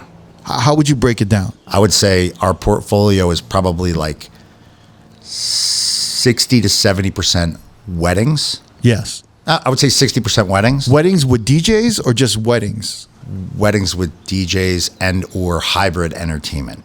Right? Okay. So that would be like a DJ with like a saxophone or electric violin or percussionist or like music, live elements alongside a DJ. So it's not just DJs. No, it's not. It's never been that. Even from 2010, like I mean, we were doing like I mentioned before. Like I would see the lighting that was used in these clubs, and I'd be like, I need to figure out how I can make that relevant to like the wedding space. I used to come to Vegas for inspiration. I remember going to places and being like, yo, that DJ booth looks so sick. Interesting. I want to build a booth like that I can bring with me to my events. So I visually look different. So I always used inspiration from places that I enjoyed going, that I like would go and say like Cosmopolitan. And I remember that chandelier, that center bar chandelier that had all pink uplighting on that chandelier. I'm like, how am I going to take pink and I'm going to make whatever? And then they changed it. There was like a pink purple thing. And I'm like, I want to do like pink and purple something. And I remember I brought it back to Jersey. I'm like, I found this couple. I'm like, I'm going to do this like pink and purple. And they're like, okay.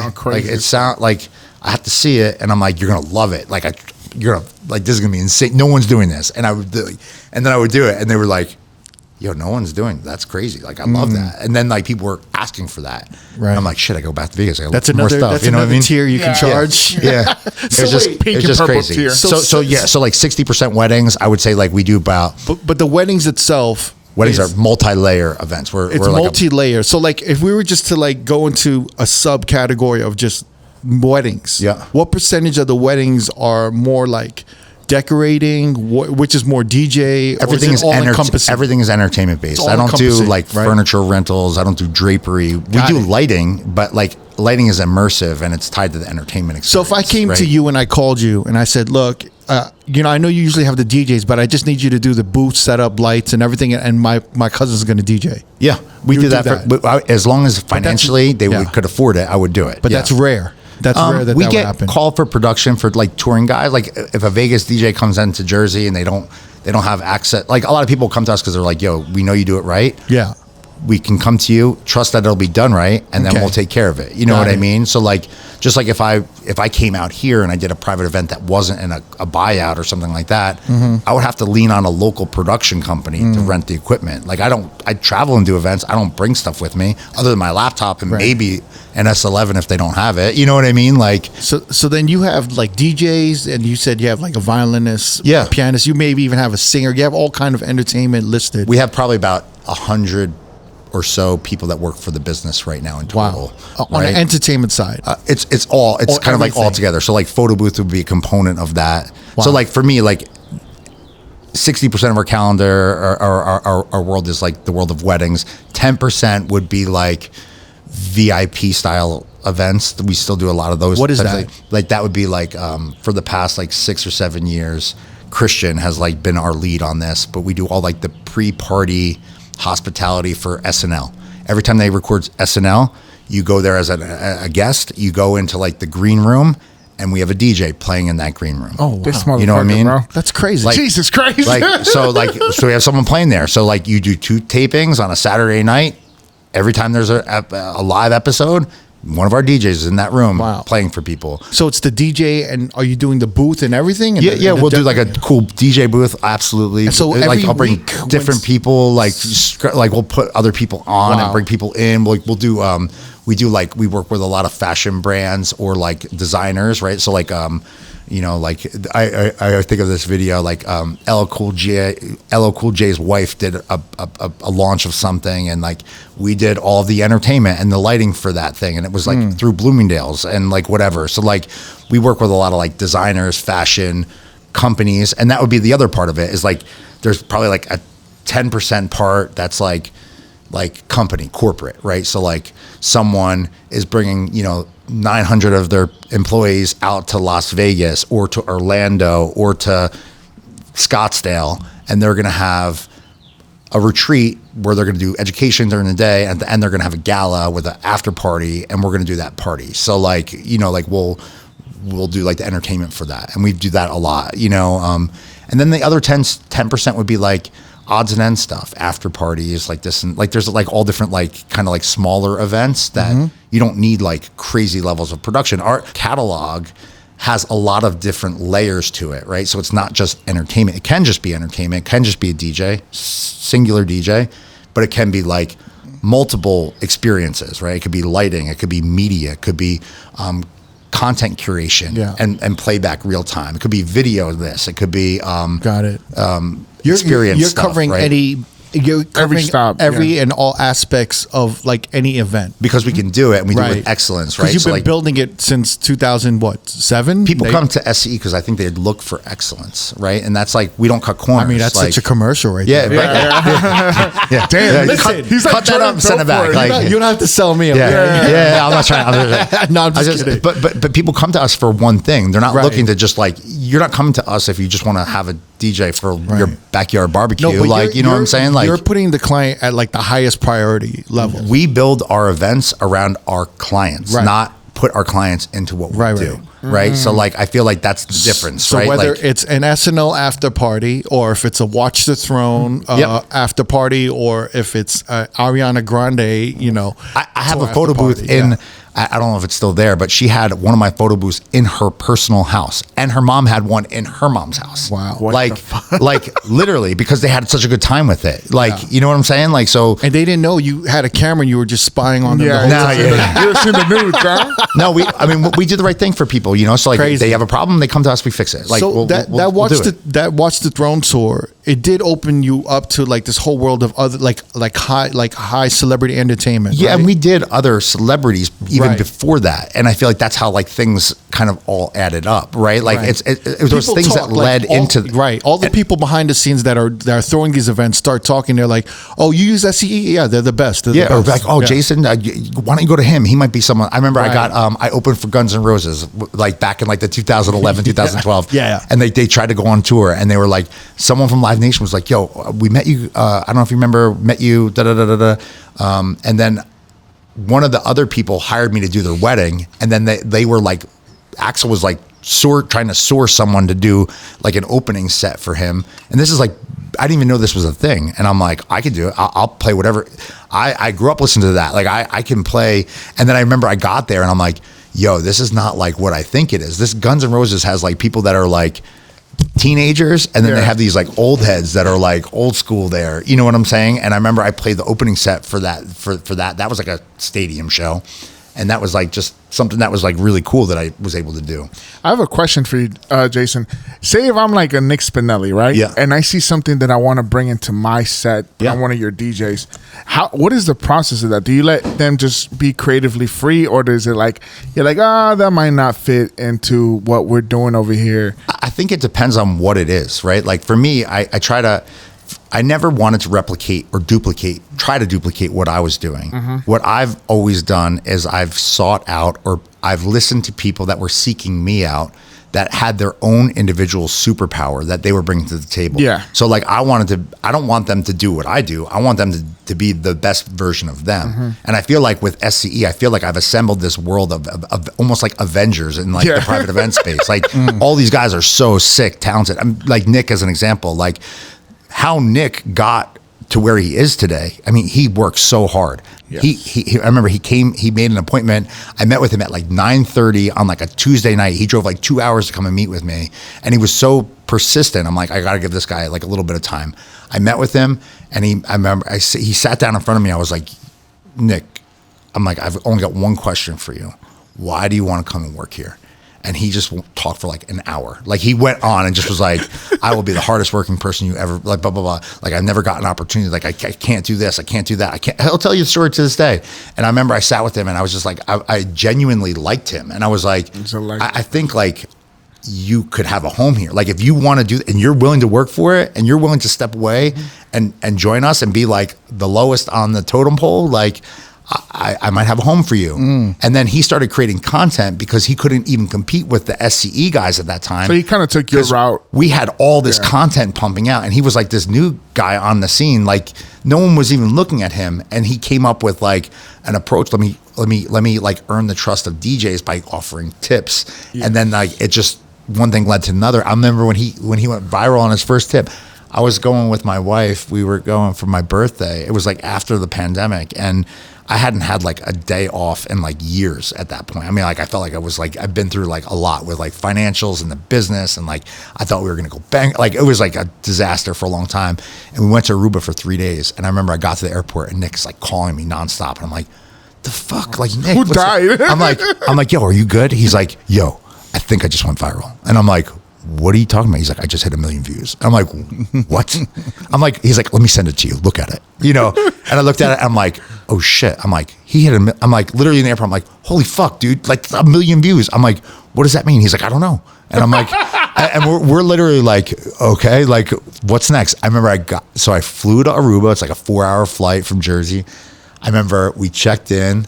My wife and I went and had a little dish by the beach. We got in our little fucking skivvies. We went out we sat down on the beach. My fucking phone's ringing. It's Nick. I'm like, it's been like 7 hours since I talked to him. So I'm like, yo, what's up? He's like, I just hit like 4 million views. I'm like, shut the fuck up, bro. He's like, that's it. I think everything's changed. It's all different. And like, that was Nick's story. But like, what people don't understand about Nick is like, he was like relentlessly, unforgivingly working towards something for an extended period of time. They only saw that little glimpse at the top, that like the little top of that iceberg. But like they don't know on the back end, like he sacrificed, he worked, he like literally ate shit to make that happen, you know, for a long time. So like when people are like, yo, what are you gonna do? I'm like, I'm his like cheerleader, bro. I'm like, hell yeah, bro. Like I want to see you climb bigger mountains and keep going and whatever. Still to this day, every one of the guys has like their own superpower. So for me, I never wanted to have like all of the same. I wanted everyone to have strengths and weaknesses. And we offer solutions to people. This is not a commercial. We offer solutions to people that either it aligns with their style, their vibe, the look they're going for, or their financial ability to invest in the experience, right? So like we have people that have crazy ability in terms of technical production and things that we can bring to the table. But like that doesn't make sense for everybody. We have people that are like, they need this is what they need to work. This is like what their fee is. We have people that are half of that, you know? So we have all different things to be able to apply the formula to the masses without making it like a carbon copy of everything. Like we build our events around everyone, regardless if you're working with this person or this person. We all follow the same process. We just have a different way of maybe going about executing it. So if someone brings something to the table, I'm down for any idea someone brings. Like literally, we had our little introduction meeting over there. I'm like, you guys need something? You can bring anything to me, and they know that. And I think how I've been able to foster the world that we have here at SCE is because like I value every single person and what they contribute to like the success. Everyone's success is dependent on each other, right? Like so we all build each other up. We don't knock people down. Like, you know, like the better I do, the better they do. The better they do, the better this one does. You know, and like we all grow together. And you know, I've learned in my path by giving. That's how like I've been able to get, you know, like it wasn't because things opened up for me, but it was because I took the chance, because I worked, because I did this, because I did that. But same for them. So if someone brings something to the table, I'm down as long as it's like within the integrity of like the brand and like what they're trying to do. There's times when there's things that are brought to the table, I'm like, I don't know if that's a good look, bro. You know what I mean? Yeah. Like, I don't know if we can do this. I don't know if it makes sense. But if it does, yeah, man, like, and we'll figure out the financial part. The financials, the business, the financials, which is like the hardest for most people to deal with. To me, it's the easiest. Yeah. Because like the money doesn't lie. The numbers are the numbers. Like you everything for us is on the table. Everyone sees exactly what goes to the company. Everyone can see what we invest in marketing. Everyone that works can see all of the parameters. And we succeed as a group, as a collective. I always use the analogy, if I had to shovel my driveway and there's 3 feet of snow, very Jersey term, not you guys don't know this, but like snows a lot in Jersey sometimes. If I have to shovel the snow by myself, it's gonna take me 3 hours to shovel that driveway. But if I've got 10 dudes with me that are all hungry and gonna have at it with me, we can knock that driveway out in 15 minutes, and like we have a good time doing it. You know what I mean? Sounded a little crazy, but I get you. You know what I'm saying? Like I was saying, if they're Mexican half of that time. Yeah. So how many DJs do you have on staff, and are you steadily recruiting, or how do you handle that? So we're always recruiting. I think I always keep like my mind open to bring people into the fold. Yeah. I'm always all ears all the time. And it's a cosign usually, like someone cosigns the other. Yeah, I usually have to do a little homework on the people. A lot of times, like for me, it's like, what's the driver? Like, why do you want to come here? Like, what are you chasing? Like, I want to make sure the carrots align with like the business, right? Like, because for me, like the culture is the most important part. That's true. Not like the financials. The financials find you. I feel like the culture is like the hardest thing to really like get. So like for me, we're always looking. I also want to make sure like the expectations are realistic. You know, like someone can come to me and be like, yo, I want to do like 200 events like in 1 year. Like, yeah, you can do that. But like, are you willing to do the work needed to make that happen and then sustain that? So when you say, are you willing to do the work, it's meaning you have to like kind of not only, do a great job DJing the events, but you have to market yourself and build a social media page or have enough content so that if someone goes to SCE website and you've got like, I don't know, like 15 or 20 DJs kind of listed. Yeah. You know, they're going to know Nick Spinelli from Instagram, or they're going to go on TikTok where like I have no TikTok, right? You know what I mean? Like there's a path for that. So right? It's like, when you say they have to put in the work, they have to market themselves to build a name and build a clientele where a word of mouth for them is already kind of in rotation and circulation. They have to contribute. Yeah. Because like I can't do it all for them. I can't create the content for them. I can't show them off to make them attractive to everyone. Yeah, they have to unless they're like themselves. they have to be part of it, right? So it's like a collaborative partnership I have with every single one of them. Yeah. Right. And you're basically like outside of you're basically like an agency, like a scam artist, except that you're in the private events like kind of space. And you have your DJs, but it's like everyone is talented, but everyone is responsible to market and promote themselves as well. Yeah. Or build their own kind of like following. I always say that it's like SCE operates under a talent agency model. Right. So yes, but like there's definitely limits to certain things because of insurance and or other components, right? So like it depends on for 90% of what we're talking about, yes, the DJ has to contribute. There's opportunities that are presented to some instead of others because like they're the right person for it, right? You know what I mean? So like for us, like I feel like everyone contributes to like their own success. Can you survive and not contribute? Yes, but you're going to be the last person on the list.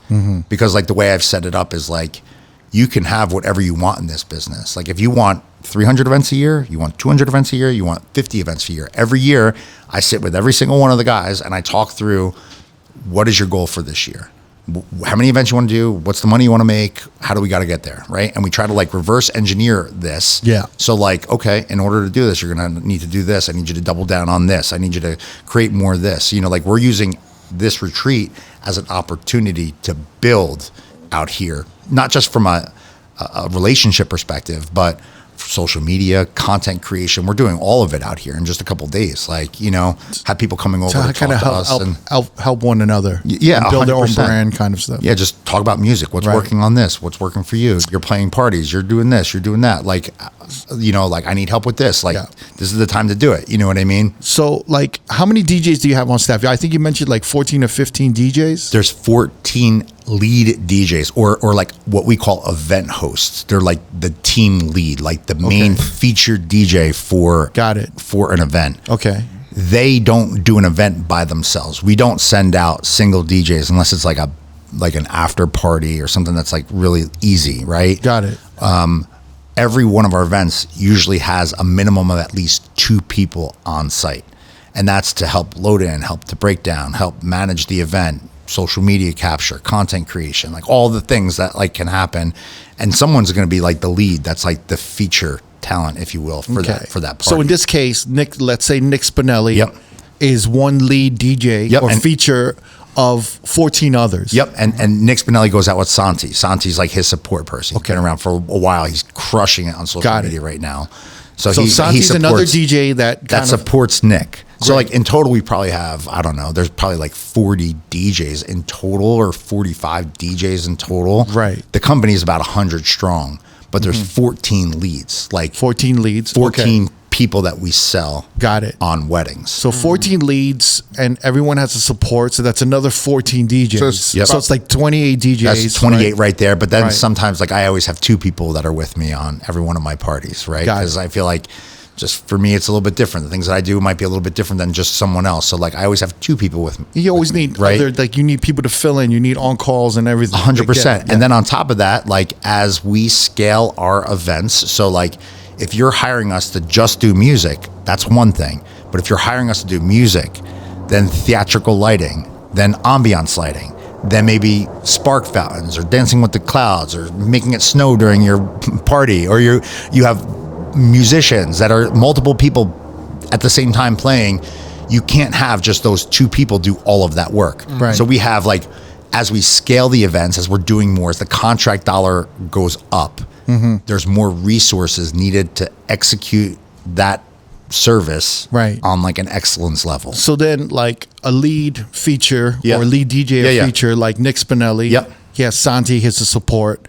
And then are they kind of building the DJ booth and speakers themselves? Yeah. Okay, so every lead is responsible to bring the equipment and to set everything up. Yeah, so like I have an algorithm that we work with, or a formula, I should say, on how the dollars and cents are allocated for every party. And if someone like Nick, as an example, was like, yo, I don't want to set up my gear, I don't want to bring gear, I just want to show up, walk in, plug my laptop in and go, we have a formula for that.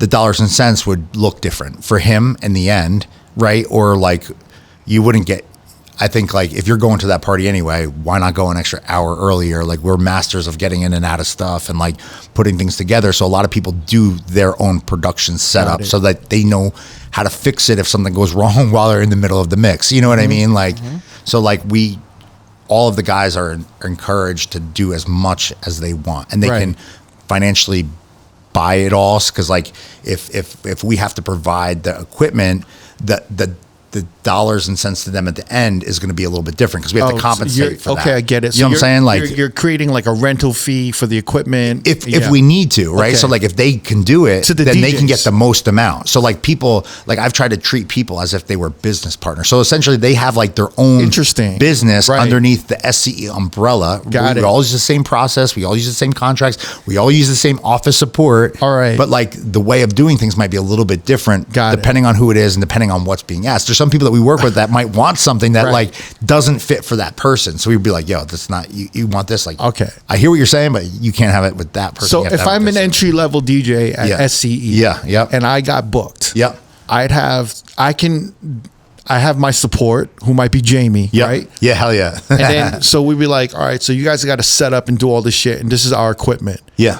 And then, but here, let's say the fee is 5,000. Yeah. Right. Yeah. I don't know if that's around. That's the a good one. ballpark That's a figure, good one. right? That's a good one. 5,000. Yeah, 5. You know, the rental is like 800. Yeah. And then if you guys are setting up, I won't charge. If you guys don't want to set up, I'm going to charge another 500. Yeah, because send a guy to it's set going it to up. cost someone to go out there, cost the van, Yeah. all the equipment, all the whatever. Yeah. Now, like the wedding party, they want to add lighting. Yep. And they want to add, a photo booth. Yep. You guys want to pick up the photo booth and set it up and set up the lighting, then you guys are going to make an extra 2,000. Yeah. So this is how it works. Yeah, it's like kind of like the math. It just depends. The Wow. more you do, the more you're paid. That's a complicated system. It's a very complicated system. Yeah, I was about to say, yeah. Yeah, it takes a little bit, but like I mean, it's taken you almost 20 years to kind of put together, right? I've learned how to do it in a way where to me, it's like I could just. When did that work through system it. get implicated?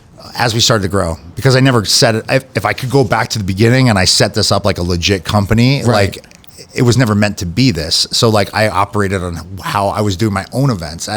Back when I did my parties, like way back when, I'm like, okay, as I start to build this company, if my earning is going to be this, like if I'm making $5,000 and I know I'm going to pay myself 3,000 of that, like I'm going to actually put that in my bank account. Then like the other 2,000 I need to put towards marketing. I need to put towards this. I want to put towards that. Like maybe I have to pay the other people that are working on the event. Right. And I had to start figuring it out. Right. So like my process has evolved over time with how the dollars and cents work.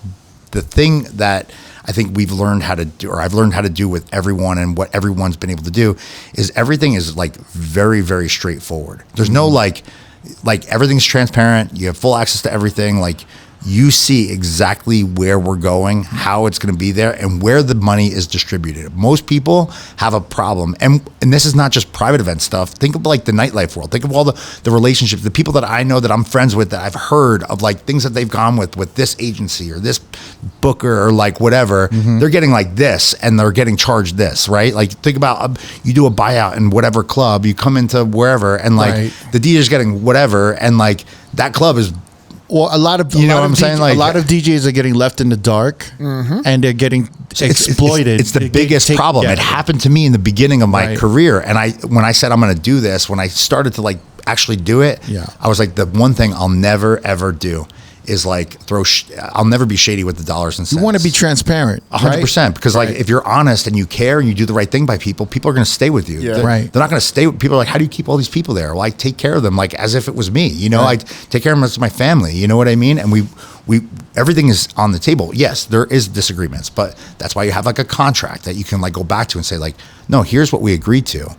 Like here's what it is. Right. You know what I mean? Like you can't change the rules once they're established. You know what I'm saying? That's why you keep saying in SCE, it really depends on how much you want to make. Because if you want to set everything up and you want to do some of the grunt work, you can make more. Yeah. Same with But, like if you you could know. do your own sales, Right. you can make more. Exactly. If you could do all the other So if things. that are someone needed. actually puts together an event or forwards you a contact for an event, Yeah. they get a commission or they just get the rate. No, they like say you're working with me, right? And they're like, oh, I want to book Crooked for my event. I'm like, okay, cool. Like, and now do you want me to just book it, or do you want to like talk? Do you want to like book it with him? Like, do you want to meet with him directly? And like, are you going to sell it? Like, we already have the rates. Like, the rate structure is defined. But if I happen to just get more, then Then that's great too. You know what I'm saying? I could just use you for the equipment and for whatever other things. Not to be confusing. So Yeah. like the contract is owned by SCE, not by you as an individual. Got it. Because like that's what gives the client the insurance. Okay, so let's say my rate is $5K. Yeah. And then I'm saying like, yo, I just got a client that wants to pay me $10K. Same exact percentages on the amount. It's just more money. If that makes sense. So like SCE is taking a percentage of every rate. Every single on party that we top do. of like charging for whatever equipment that is being rented for the event, right? The equipment would come off before the rate is like the cost of doing the event would come off in Got that it. instance before we applied the percentage that comes out as profit. Get it. If that makes sense. Yeah. You know what I And mean? then So, if like, I wanted to do less, like if I wanted someone else to set up and do all this shit, then you could provide like, the guy who will set up all the lights or anything, right? Say it's $5,000 contract that we're talking about, and someone has to come in and do $1,500 of work to make that contract happen. Yeah. That contract now is only $3,500. Got it. Yeah. You know what I'm saying? So the same percentage is applied to that.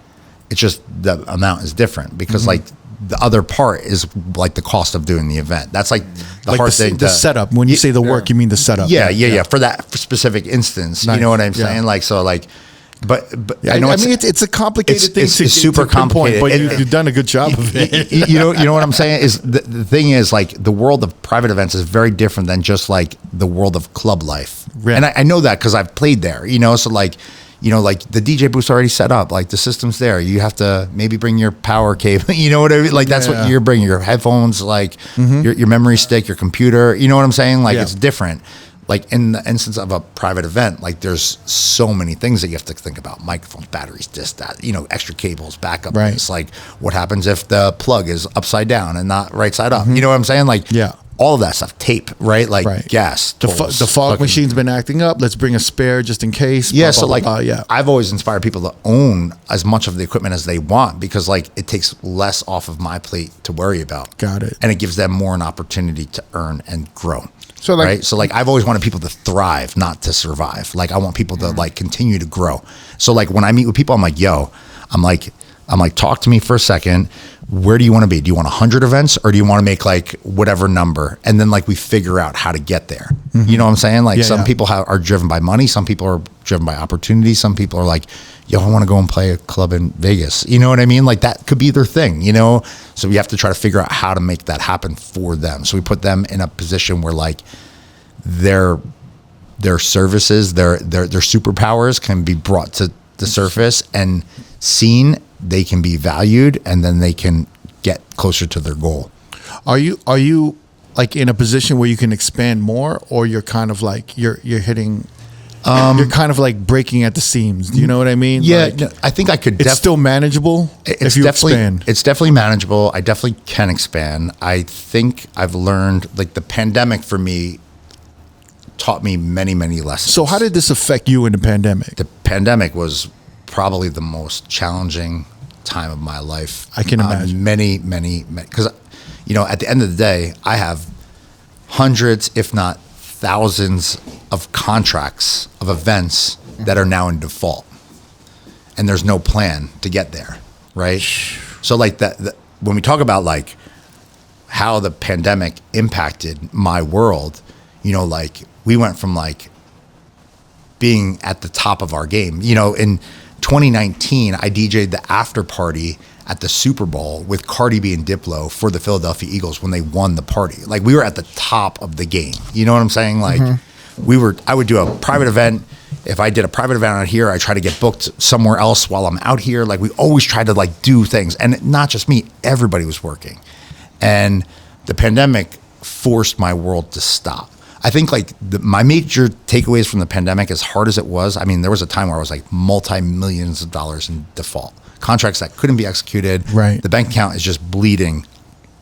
Well, Like how many unpaid pending invoices did you have? At one time, I think we were somewhere in the area of like 1,500. It's probably like a little over $4.5 million in default. Wow. Contracts. So you had you had 4 million in unpaid invoices. Yeah. Like, or we've received the money and can't do the job. Oh, Like an IOU the other way. Oh. You know what I'm saying? Like, So that's even scarier. it's the worst. It's like that. So what happened? Did So- you have so- to return the money? No, well, it depends. It Right. depends on like what happened. Like we tried to be someone that the people could depend on, like we tried to do our part to like be there for them. I mean, like it was tough, man. Do you guys need help setting up a virtual event? Yeah, we did so many of those virtual events. We were like, I'm gonna get on. We were on Twitch. I mean, like I would do whatever we could do. So what was your first instinct? Fuck. instinct. That was That's the first one. Fuck. You want to know how the whole I knew we were in like really bad. So I worked at this place in Asbury. It's beach bar. It's called the Watermark. It's this like small, intimate, like candlelight kind of beach bar. It's like a speakeasy. It's super sexy, super cool vibe in Asbury Park on Saturday. And I was like doing like a guest pop in unannounced. So like they weren't like I wasn't allowed to talk about it on social media. And I got there and like the room was stuffed, right? And it's like 11:45, and then like the owner comes up and he's like,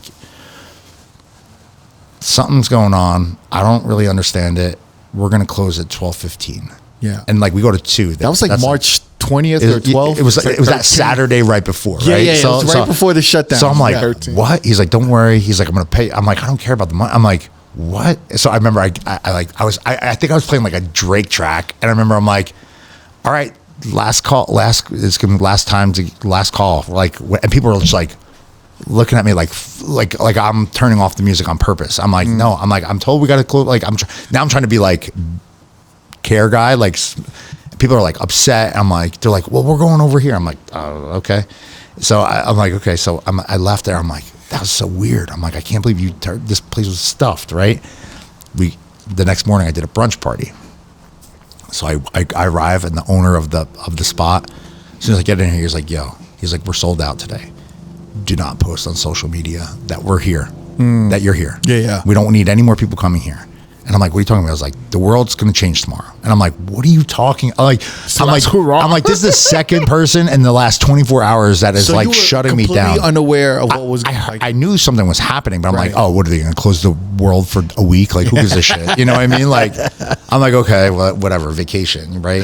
So buckle up, buddy, buckle up. I remember, like, so, and I'm like 2 weeks. I'm like, yo, what are they going to close for like a couple days? Like, who cares, right? Like, we'll be good next weekend, right? Like, so naive, right? And I'm like, whatever. That next weekend, I think we had 24 events that were on the calendar. And it was the beginning of March. You know, it's like a slow time for us. And I remember Tuesday happened, that executive order came out in our state. No social events, no whatever. And I'll never forget, like, literally that thing went out on television, New Jersey 12. My cell phone and the office phone, like, just literally it's like you put gasoline on that phone and just start ringing. People upset, crying, calling my office, like, what am my wedding's this weekend, like you know? Shit. And I'm like, he's like, we're paid in full, like, what the fuck? Like, when are you available? And I'm like, yo, my calendar books out like 2.5 years in advance. Like, I don't know when I'm available. Like, I don't even know when you're gonna get this spot back, you know? So like, we're like, we'll figure it out. Like, insane. We will figure this out. And then it was like, if they just started the whole conversation with like, yo, we're going to shut down for like 6 months. Like, just not like we're going to close for a week, close for 10 days. Well, close for initially, it was we're going to shut like, down for 2 weeks. Yeah, right? 2 weeks. 2 weeks. Then it was like 2 more weeks. Then it was like another 30 days. And then it went 90 days. And every time, and like Jersey, I don't remember exactly the timing, but it was like 2 weeks, 30 days. And then it was like 90 days. Yeah. Every time it went another thing. It was like, I was trying to figure out like, how am I going to deal with this now? Because now I'm like, we're going deeper in the hole, you know? So like, here I am at this point in my career where like, I feel like all the stars have aligned. We've done the right thing. We've cared. We've like literally helped people. Thousands of people celebrate love, life, whatever it is, and just have a good time. And all of a sudden now, like, there's a problem that I can't fix, that I didn't cause. Mm-hmm. I remember my landlord was like, yo, you could have done like cocaine, you could have like had strippers in your office, and you could have like walked out of someone's event, and you wouldn't do the damage that's happening to you right now. And I'm just like, no shit, bro. Why does his head go there? Why this is like cocaine and strippers? And this is like an older guy talking to me, and I'm like, I'm like, I don't do cocaine. Like, I'm like, okay. I'm like, no, you're right. Yeah, I don't know. I'm like, so what was the biggest dilemma? It was just two questions. Yeah. Did you kind of enjoy the pandemic because the first time you got to do nothing? No, it was just fully killing himself. So bro. at first, I was like, yo, this is not. It's unfathomable. I couldn't process. This was happening. I was like, how are we in this world that we live in, and how is this a thing that's literally going to destroy this thing that I've cared for and built that was like unbreakable, and now it's broken, you know? And at first, I was like devastated, depressed. On top of it, I was going through a divorce. Like I mean, like I was going through it heavy. You know what I mean? So it couldn't get heavier. You know, That's a lot. And then like it got to a point where I was like, I can't fix this. I can fix what I can do, but I can't do anything without like the world changing. Yeah. So I'm like, so now I'm like, yo, I'm just gonna like, we're not gonna do any bad to anyone. We're gonna get through it. We're gonna figure it out. And I don't have the answers. No one has the answers. We're here when the answers are available. Right. Like we'll be the first to figure it out. Yeah. And I'm like, whatever the contract says, I don't care what the contract says. Like if, you know, like we will honor whatever you paid, whatever we have to do, we'll figure it all out. So like the best automatic response was, whenever this is over, this is the best thing you could tell your clients was like, whenever this is over, whenever you're ready, we're ready.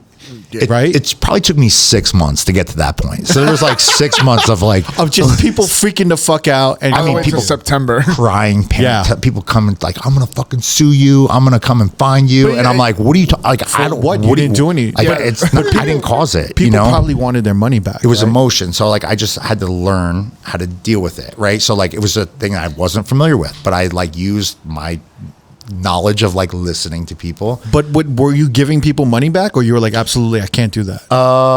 Contractually. First, I was, well, it depends.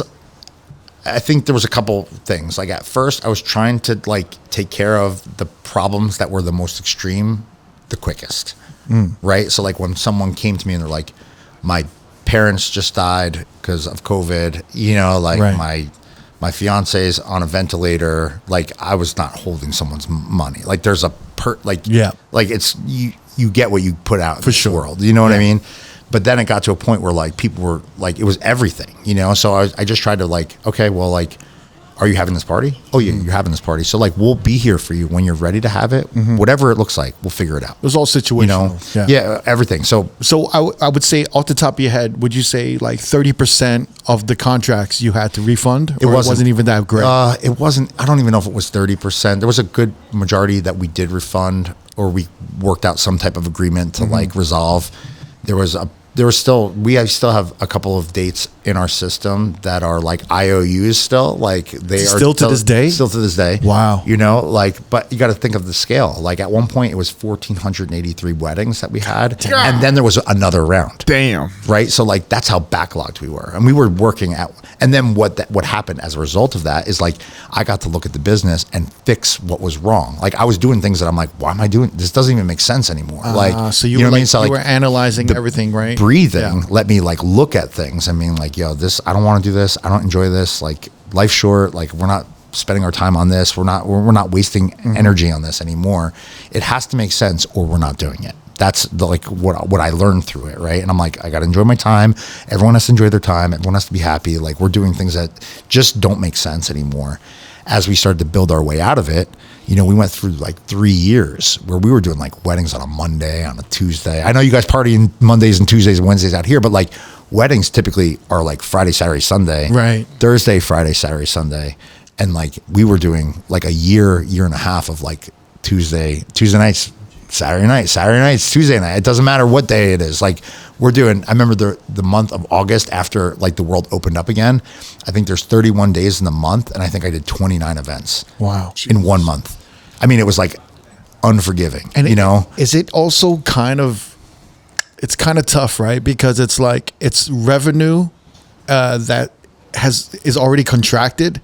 So it's kind of like, it's hard to juggle past Or like old contracts with new contracts. So there's almost no new money coming in, right? The part that was hard was some of the money was earned and spent Already. and gone. Yeah, gone. Because we were like just as an example, I had an office that I had a lease, and my office cost a ton of money every month. And it was like it was like a club. My office, 14 offices. It was like this loft style, crazy cool space, right in a beach town in New Jersey. And it was like, we can't even use this office. No one's coming in to meet with us. Right. So I'm holding this lease This that I can't expense. break. Yeah. Right. And then we have employees, and we made obligations. There's contracts that marketing things, commitments that we've made. So here I am spending, you know, like a lot of money's hundreds going out. of thousands Right. of dollars. That's really like being paid from security money that was deposit. It's not even earned yet. Yeah. But I was like, I can't default because I can't go under. That's you tough. know. And then like you get government funding, and then you have to like you're taking this money and then you're spending it, and you're like, oh, I got to pay this back. You know what I'm saying? But like, that's the scary part, right? Is that you have to keep the business afloat. yeah. But there's no new money coming in. Yeah. And then all of the jobs and work that's getting, that's getting executed is for past contracts. So there's no new money really coming in. You have to kind of like juggle it all out, right? Well, like I can say, like I am very proud to say, like I maybe didn't make money during that time, right? But like everyone that worked for my business still was paid for sure. They made their money. Like I didn't pay my. It's like I did it when I built the business.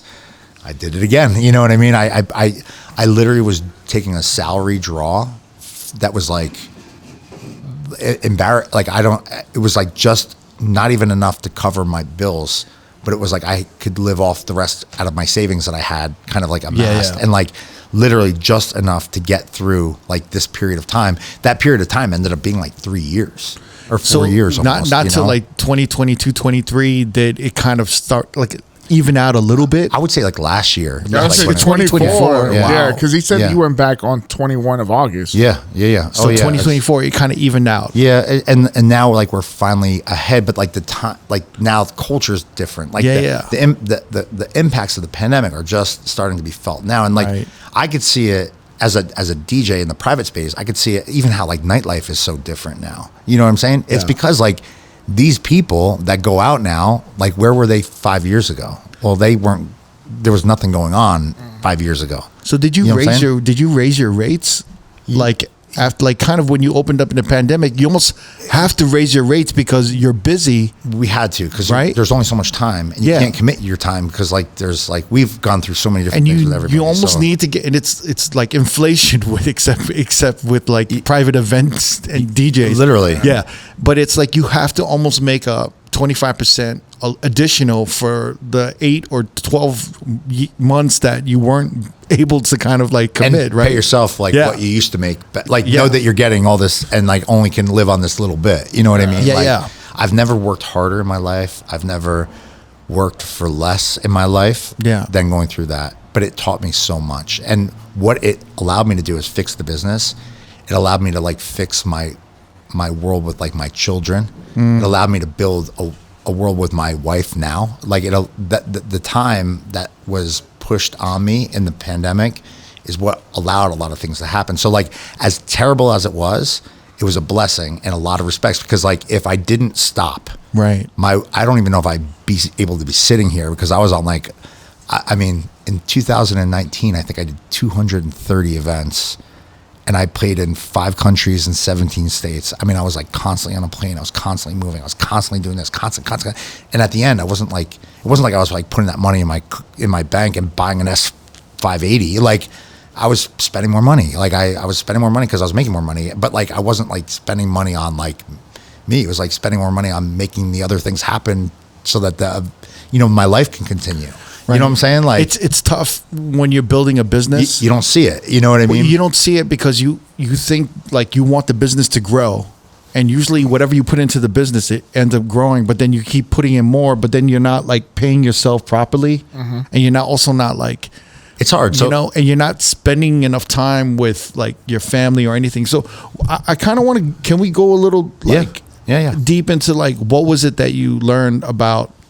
What is it that you felt you kind of fixed with the company that was the biggest problem, and then what was it with your family or your kids and your marriage now that you kind of pivoted and changed? So for with the business, I think we identified things that didn't make as much sense as maybe they initially did. Like what? Like any service. Maybe it was something that we offered that either caused more stress. Like to earn this service, you get paid $1,000 to do this one thing at someone's event. But that to earn that $1,000 cost like 3 weeks of like stress, conversations. What has that been? It could have been just something that maybe didn't. It was like specifically an example would be like we had this like a mirror photo booth. There's this like crazy beautiful mirror photo booth that we get booked. I spent like $15,000 on this photo booth. We would book it for like $2,000 at one point, but like the rates kind of fell. So like here we are doing this thing for like $1,250 now. At the end of the day, when you pay people, it's a lot of work. It's a lot of stress. I have to worry about a vehicle, people, things are happening when people have cars and all the, a lot of energy spent on this one thing. And at the end of the day, we're like making like $500-600. Like that's great money, but like you could spend all that time and all that energy into something else that could actually be more profitable. Or like to make $500, I'm going to deal with 3 weeks of stress. Like for what? Like it doesn't make sense. You know what I mean? So like there was a lot of those that kind of happened, and I just like cleaned up. Like we're doing all this stuff. Like we don't need to do this. This is an old thing. Like people are just doing this now. We've done it for 10 years. Let's get rid of this. We're no longer offering that. Monograms. People put the monograms on the wall or on the floor. Like that's so. It's 1985. You know what I'm saying? Like we're like we'll do it. We'll do it like animated. We'll come up with a new way to do it, and we're financially paid for that, so it makes sense to deal with it, right? But like, so it's a lot of like dated technology that just didn't all the stuff that just so like it's did you just sell some of this yeah, shit? I just sold it, threw it away, like whatever, you know, like had to move. I moved offices that time, and like just and it's just up. unnecessary logistics, right? I'm spending all this money for this warehouse, and like half of the shit in this warehouse doesn't even move, or like we're holding it for like real estate. I had drape, like I had enough to do like 1,200 linear feet of drape, so we could do like this giant ballroom with like 22-foot high drape, and we would it would be like we would sell it for like $25 a foot, right? So like you're paid very well for this, but in order to do it, you know, like it takes 6 guys, 8 hours to set up. Then we're like breaking it down, and we have to have all the drapes dry cleaned, right? And they have to be like ironed out. They have to be folded a certain way. And I'm like, what am I wasting my time for? So I saw one of my friends put on, I have these like Instagram like sales. I'll go through the office. I'm like, all right, I'm selling shit today. Like who needs CDJ 2000s? Who needs this? Who needs that? Like we're just moving all this stuff because it's not worth it to hold on. So you downsized your storage, your warehouse? Yeah, I moved. We actually moved to a bigger warehouse, which allowed us to do better things. Okay. But I downsized the office. We had like a 4,200 square foot office, and now we're in like 1,300 square feet. It's like small. Oh wow! You know, but like everyone's remote now. Yeah, everybody works remote. I don't ask people to come in. We come into the office one day every other week. My office team comes in 1 day a week. I go in 1 day a week to meet with them in person. Like the people that's that are kind of business. been a blessing with the pandemic. It's opportunities, right? Like some people look at it as like shit. I look at it as like, oh, it made my life better. I'm present more. So like how it benefits my family is like I've got 3 children, you know, and I'm able to be present with them. Yeah. Like I neglected time. I missed so much because I was on the road, because I was doing this, because I'm doing this party. I'm always going here. I'm always going there. Dad's not home. Dad's working. Dad's this. Like I remember my daughter drew this thing for me. I have it framed in my office to this day. It's when she was like 6 years old. It was like this whole thing. And it shows like her brother, the dog, her younger brother.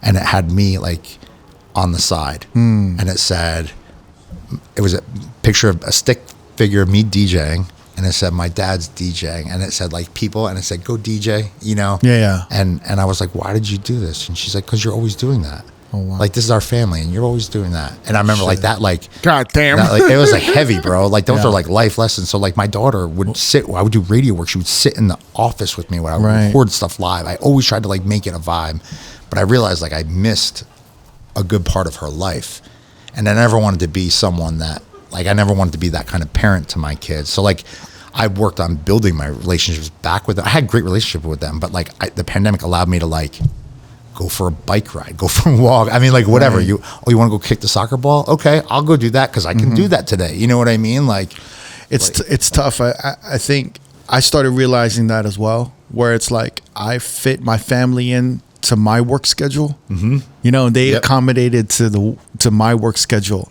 and everything was like secondary to the work schedule or work as it is. Yeah. And it's like you don't realize it because you're stuck in that routine. Like, and it seems like it's working because you're making money.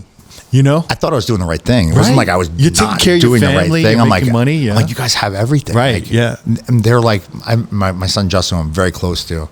I remember he's like, sometimes it's not about them. We just want to hang out with you. Yeah. And I was like, what is going on? Damn. Like, I'm like not an emotional dude. So like, I'm like, oh, that hit deep, you know, like it cut real deep on me. And I'm like, yo. How is your work schedule different now in 2025 Yeah. versus 2019? I think for me, one thing that I've done is I've prioritized myself, which I never did before. In what way? And I'm very selective on Yeah. what I take. I don't take something to just take it. Sometimes I might not be the best fit for something. Maybe knowing my world around me, maybe someone wants that goal more than I do. So let me put the shine on them so Right. that they can grow, right? So like for me, I become much more selective. I've raised my rates so that when I work, it's really worth my time. I've also like learned how to say no. I think that's like the hardest as a DJ, like Yeah. in this world, especially like I've never had a residency at a Vegas club. I've never had that, like that was a carrot I chased for a very long time. I wanted to be part of a team. I wanted to be part of a group. I wanted to get booked. I wanted to do this stuff. Like I chased a lot of carrots. I tried to build relationships, tried to do all these things. And then like, I realized like maybe that's not in the cards for me, and maybe it shouldn't be in the cards for me. And maybe like what I have is not so bad. Like I've talked to people that book a lot of stuff out here and all over. And Yeah, for sure. I remember I sat with people and they're like, yo, do you realize like what you're asking me for? Like we have a roster of this many people. Like, yeah, I could put you on, but like, why would you do that when you can do what you do? Like Yeah. half of my guys want to do what you do, and I'm like, what are you talking about? Like, he's like, you don't know, like, you don't even know what you're asking me for. I remember I had a pretty heavy meeting with someone who's pretty influential and very well known in this world. And I remember I left his office and I was like, yo, Yeah. maybe I'm not in the right. Ignorance is bliss, right? Like, you don't know. I was looking at the top of the mountain. Yeah. I was looking at the top of the iceberg and I wasn't realizing everything else, right? Yeah. It's not just about money. Like I was chasing the creative part. I wanted just like the challenge. Like I wanted that, like, but everything is different. So for me, I like going back to the pandemic, like I used it as an opportunity. It became like a better partner to Lauren, my wife now, who's like beautiful, amazing. I feel like she saved my life because like there was a time during that pandemic when like it got dark. And when I say like really dark, like I was like borderline like heavy depression. You know what I mean? Like I was going through a lot. The business was like always my saving grace. I hid from my life in my business. That's why I constantly worked because it distracted me from like the things maybe that I wouldn't want to deal with in my life, right? Like things that were going on, personal stuff, right? And then the world took that away from me. Right. So I had to face. You had this to stuff. like sit in that room with all of that shit. And at first it was fine, Like I'll have a drink, maybe 2 drinks, Right. Then I'm like half a bottle. Then I'm like, the mind starts going, and I'm like, yo, what if I can't climb out of this? Like, Wow. what happens? What if, right? Like, I'm not saying I was suicidal, but like I would say like there was definitely a point in time where like things started to get like hard for me, and honestly, it was like my wife now is like the person I think that was like my light that like saved my space, like she like helped protect me, and I don't even know if she knows that, you know what I mean? Like she kind of like grabbed me by the hand and just pulled me through it a little bit, you know what I mean? And like that little bit is all I needed. But like at that time I was the go-to for everyone, and I was the one getting like destroyed for now a while, you know what I mean? And it was like not easy at all, So it got really heavy, it got really dark, and you always are like the guy that you have to be always on. You always have to be this. You always have to have that answer. Always have the thing. And then like, you can't do that. You know what I'm saying? What do you do, like moving forward now in 2025 to be more self-aware?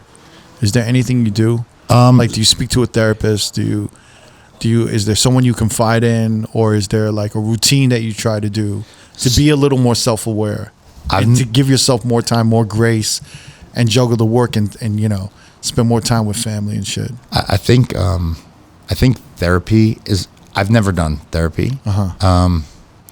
I think it's something that so many people, especially in the world of event entertainment, I would say, like, right. I think there's a lot of people that could benefit from heavy therapy For sure. in the world of entertainment. Yeah.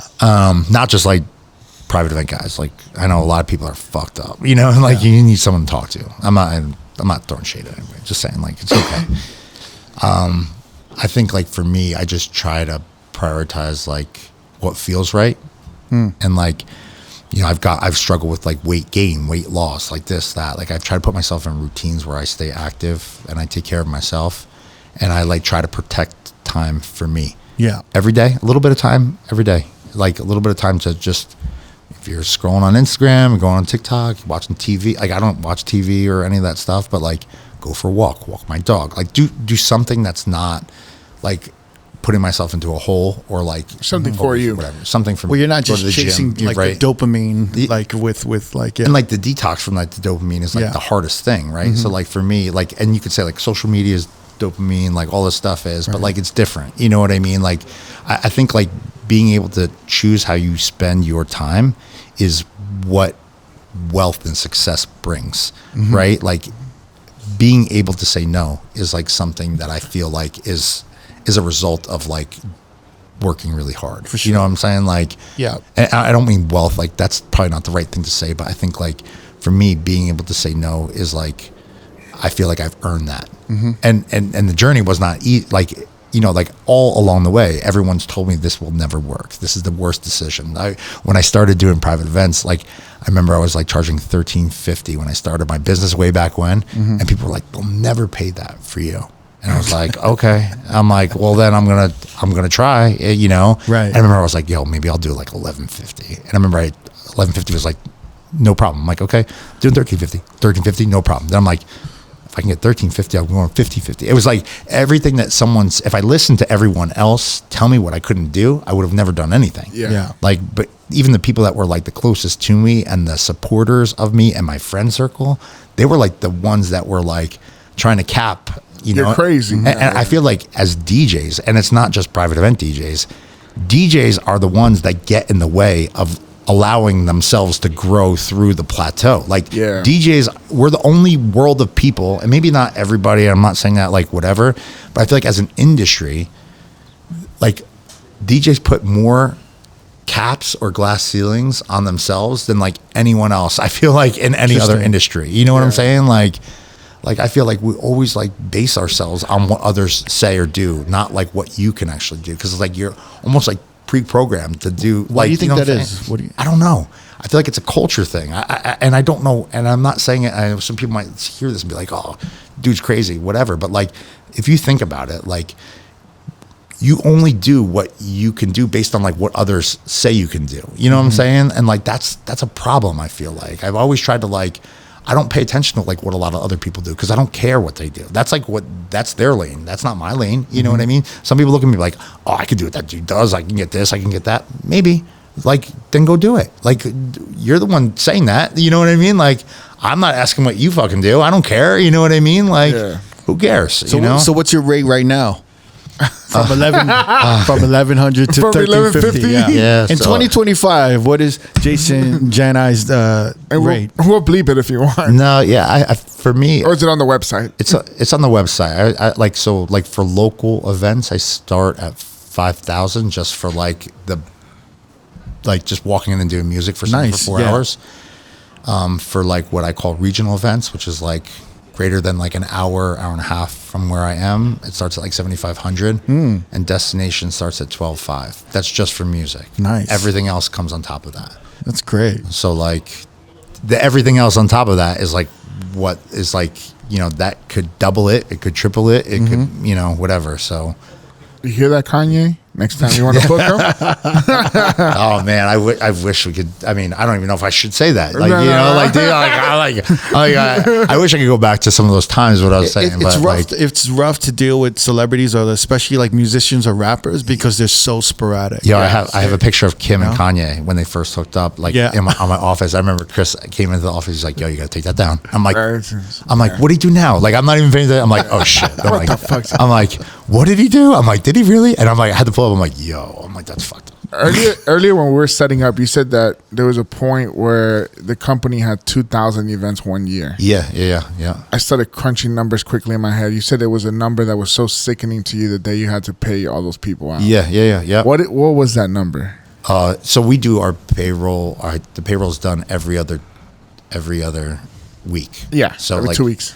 So like on a week that I would be referring to in that instance, I think I don't want to say the exact number. You could bleep it out. I would say it's definitely like a 6-figure, you know, Golly. and 1 comma. You know what I mean? Like 6 figures, 1 comma. It was a 1 comma club, but that 6 was figures. It was every 2 weeks you were paying that much? 2 weeks. Yeah, for a while, because we were doing, you know, think of like scale of the events, right? Like when you're doing that volume of events, we were working Monday, Tuesday, Wednesday, Thursday, and like it's not like one person. It's like Jesus, multiple people. Like when we're like right now in like our in season, our heavy periods of time, we're doing 50 events a weekend. You know what I mean? And each event could have 4 to 12 people being paid from it. You know what I'm saying? Like it's a lot. It's a lot to take on, a lot of responsibility. So some people are like, oh, I want to do what you do. I want to have this. But like,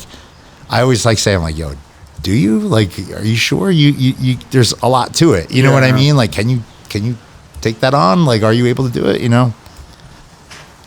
A lot today. This is like therapy with you guys. I honestly, this is your first therapy session, buddy. I know that there has been some past private event people on the show, but like I feel like, you know, hopefully this sharing and the story and the conversation like helps other people. You know what I'm saying? Because there's a lot of people in the nightlife world and the day life world that are now crossing into the private event space and now starting to like take that journey, or at least like take advantage of like the things that they've worked so hard to create as they get older, as life happens, as families start, as this, like people just don't want to be out till 5 a.m. every day. You know what I'm saying? Like people are now doing stuff, and now there's like so much crossover, and like, I mean, think of all these different like pop-up parties and things that are happening. Like it's awesome to see. So like hopefully this stuff can like connect to people in different ways. And, 100%. You know, yeah, I just appreciate you guys like letting me be on the show. I'm a fan of the show. It's like awesome. You know what's crazy? I got into the private wedding space maybe about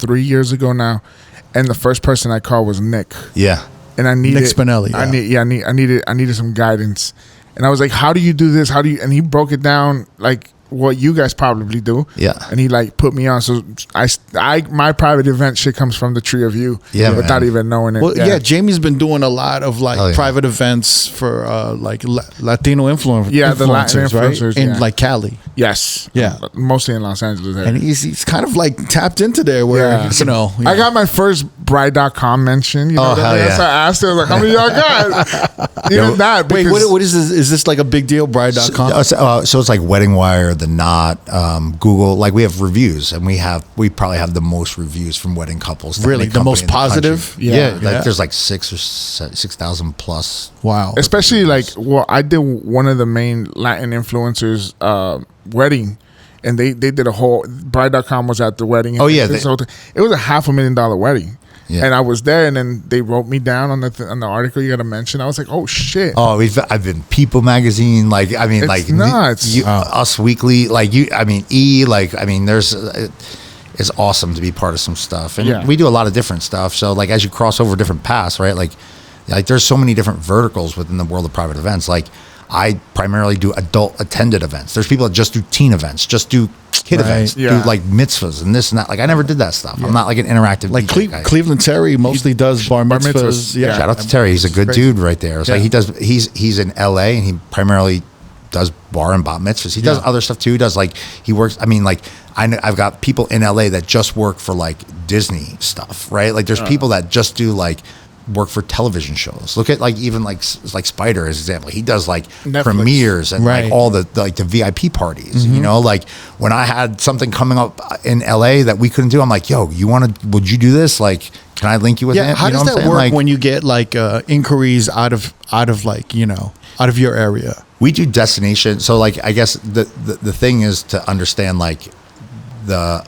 financial ability for them to invest, right? Like, are they willing to invest to bring us there? Because the costs are different. Right. And if that's not possible, to understand what their budget is, and then to try to link them with someone that's like in market, that's good. And I have a pretty vast network of people that are in the private events. Is crazy. Yeah. And like we, you know, like this is just SCE world. Like I have the DJ Collective, which is like a learning conference event that we do, and we bring in big people and done these big events all over the country. How long have you been doing that conference? That we've done 8 We've never been invited. Yeah, we never been invited. You got to come this year. We have one this November. You I've can never come heard this way. about it because I've never been invited. So you know, it's okay. I'm sorry. This is like the Illuminati secret society. Yo, like I mean, I've had Jazzy Jeff, Caper, Scratch Bastard, Nopa Slaps. Yeah. I've had.